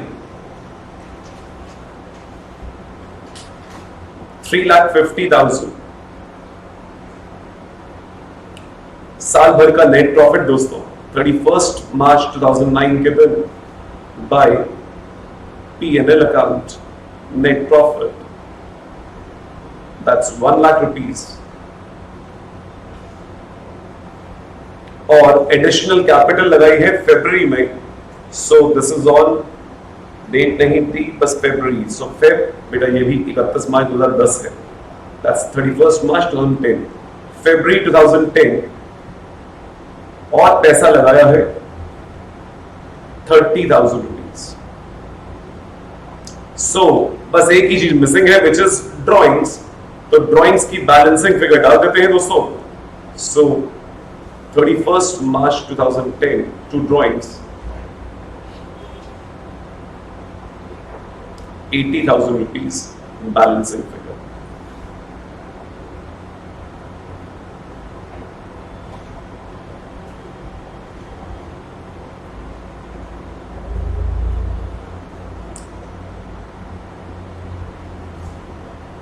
is that okay everyone? Okay दोस्तों, अपने अपने रजिस्टर्स असाइनमेंट कर दीजिए बंद। सो आज की क्लास में जो हमने क्वेश्चंस करने थे, जो प्लान किया था, दैट इज डन। आखिरी 2-3 मिनट सिर्फ इस मेथड की वो इंपॉर्टेंस दिखाने के लिए कि जो मैंने कहा इनकम टैक्स डिपार्टमेंट इसको यूज करता है। कैसे करता है आइए देखें दोस्तों। ये जितने नाम मैं यूज कर रहा हूं ये सिर्फ नाम आपको सिर्फ समझाने के लिए, इसका रियल लाइफ से कोई रिलेशन नहीं है। लालू प्रसाद यादव जी नाम सुना आप लोगों ने? मान लीजिए दोस्तों, लालू प्रसाद यादव जी ने 2009 में इलेक्शन कंटेस्ट किए, इलेक्शन के लिए लड़े वो लोकसभा इलेक्शंस के लिए। और जब भी इलेक्शन के लिए लड़ते हैं दोस्तों, तो आपको जाके अपना इलेक्शन के लिए एप्लीकेशन फॉर्म भरना होता है, राइट? आप जैसे एग्जाम में अपीयर करते हैं तो एग्जामिनेशन फॉर्म भरते हैं, इलेक्शन में कंटेस्ट करना है तो आपको कंटेस्टेंट के लिए जाके एक फॉर्म भरना होता है। तो इलेक्शन कमीशन के पास जाके उन्होंने अपना फॉर्म भरा और इस फॉर्म में बताना होता है कि आपके पास कितने एसेट्स है, कितनी लायबिलिटीज है, मतलब आपकी नेट वर्थ क्या है, ठीक है? और लालू जी ने 2009 में अपना जो पर्चा भरा उसमें बताया that his net worth is 100 crore रुपए। मेरे बच्चे को झटका लग गया, अभी आगे असली स्टोरी तो आ रही है मेरे बच्चे, ये तो वो है जो बताई गई है। तो 100 करोड़ रुपए लालू जी ने नेट वर्थ बताई 2009 में। और ये जो भी डॉक्यूमेंट्स भरे जाते हैं दोस्तों, ये पब्लिक डोमेन में अवेलेबल होते हैं। ऐसा नहीं कि वो सीक्रेट फॉर्म है, ये पब्लिक डोमेन में इलेक्शन कमीशन ला देगी, उनकी वेबसाइट पे आ जाते हैं दोस्तों। तो नेट वर्थ 100 करोड़ है लालू जी की, ये सबको पता चल गया। 2014 में उन्होंने दोबारा इलेक्शन लड़े दोस्तों, और 2014 में जब यही फॉर्म उन्होंने दोबारा भरा तो ही declared his net worth as 500 crore rupees, 500 crore रुपए। ठीक है दोस्तों, किसी को पुरानी बातें याद नहीं होती। नया फॉर्म भरा 500 करोड़ रुपए, आज के दिन इतना है, और 2009 में 100 करोड़ था। ओके, ये सारी बातें न्यूज़पेपर में भी आई दोस्तों, 2009 वाली भी आई थी, 2014 वाली भी आई। और इलेक्शन कमीशन द्वारा दिए गए इस डेटा का इस्तेमाल किया इनकम टैक्स के ऑफिसर ने, जो लालू जी की रिटर्न देखते थे। उन्होंने देखा लालू जी ने 2014 में 500 करोड़ रुपए के नेट एसेट्स बताए हैं। आज ऑफिस जाके देखता हूं कि लालू जी ने 2009 के फॉर्म में क्या बताया था। देखा सब कुछ तो पता चला 500 और 100, एक कॉमन सेंस में इंसान क्या बोलेगा दोस्तों कि लालू जी ने 5 सालों में कितना कमाया होगा? 400 करोड़। लेकिन दोस्तों 5 सालों में कुछ खाया पिया भी तो होगा, बीवी को कुछ गिफ्ट्स भी लेके दिए होंगे, बच्चे के ऊपर कुछ खर्चे भी किए होंगे। ये 400 करोड़ तो इंक्रीज आया है, तो कमाया तो 400 से ज्यादा होगा, हाँ या ना? चलो अगर ये मान ले कि इस 5 साल में उन्होंने कुछ खाया नहीं, बीवी को कोई गिफ्ट नहीं दिया, बच्चे पे कोई स्पेंड नहीं किया, यानी मान लो अपने बच्चों के खर्चों में जिंदा रहे, तो भी 400 करोड़ तो कमाए। इनकम टैक्स ऑफिसर ने इनकी पिछली 5 साल की रिटर्न्स निकाली और 5 साल की रिटर्न्स का जब टोटल देखा तो लालू जी ने पिछले 5 सालों के रिटर्न में सिर्फ 20 करोड़ रुपए इनकम दिखाई है, ओनली 20 करोड़, और सिर्फ 20 करोड़ पे टैक्स पे किया है। ठीक है दोस्तों, इनकम टैक्स वाले ने कैसे निकाला कि 400 करोड़ रुपए होना चाहिए? कैपिटल कंपैरिजन, 5 साल पहले कितनी नेट एसेट्स थी और 5 साल बाद कितनी नेट एसेट्स है, तो he did a capital comparison and he said 400 crore होना चाहिए, और रिटर्न में दिख रहा है सिर्फ। उसने लालू जी को एक नोटिस भेजा, Lalu ji show cause notice है, कारण बताओ नोटिस, आइए और बताइए कि आपकी ये इतनी संपत्ति कैसे बढ़ गई, 380 रुपए का क्या घोटाला है, आइए समझाइए। ठीक है, अगर लालू जी बता पाते हैं तो ठीक है, नहीं तो लालू जी के ऊपर डिमांड रेज कर दी जाएगी कि आपने इतनी इनकम कंसील करी है, छुपा ली है, इस पे टैक्स जो बनता है वो भी दीजिए, पेनल्टी दीजिए, इंटरेस्ट दीजिए। कुछ बात समझ आई दोस्तों? तो ये एक तरीका है दोस्तों जिसे इनकम टैक्स डिपार्टमेंट बहुत ज्यादा इस्तेमाल करता है टू फाइंड आउट अगर कोई ऐसी इरेगुलरिटीज हो। तो आपको लगता है 5 साल बाद नोटिस आ रहा है, ऐसे आ जाते हैं दोस्तों नोटिस। कुछ बात समझ आती है?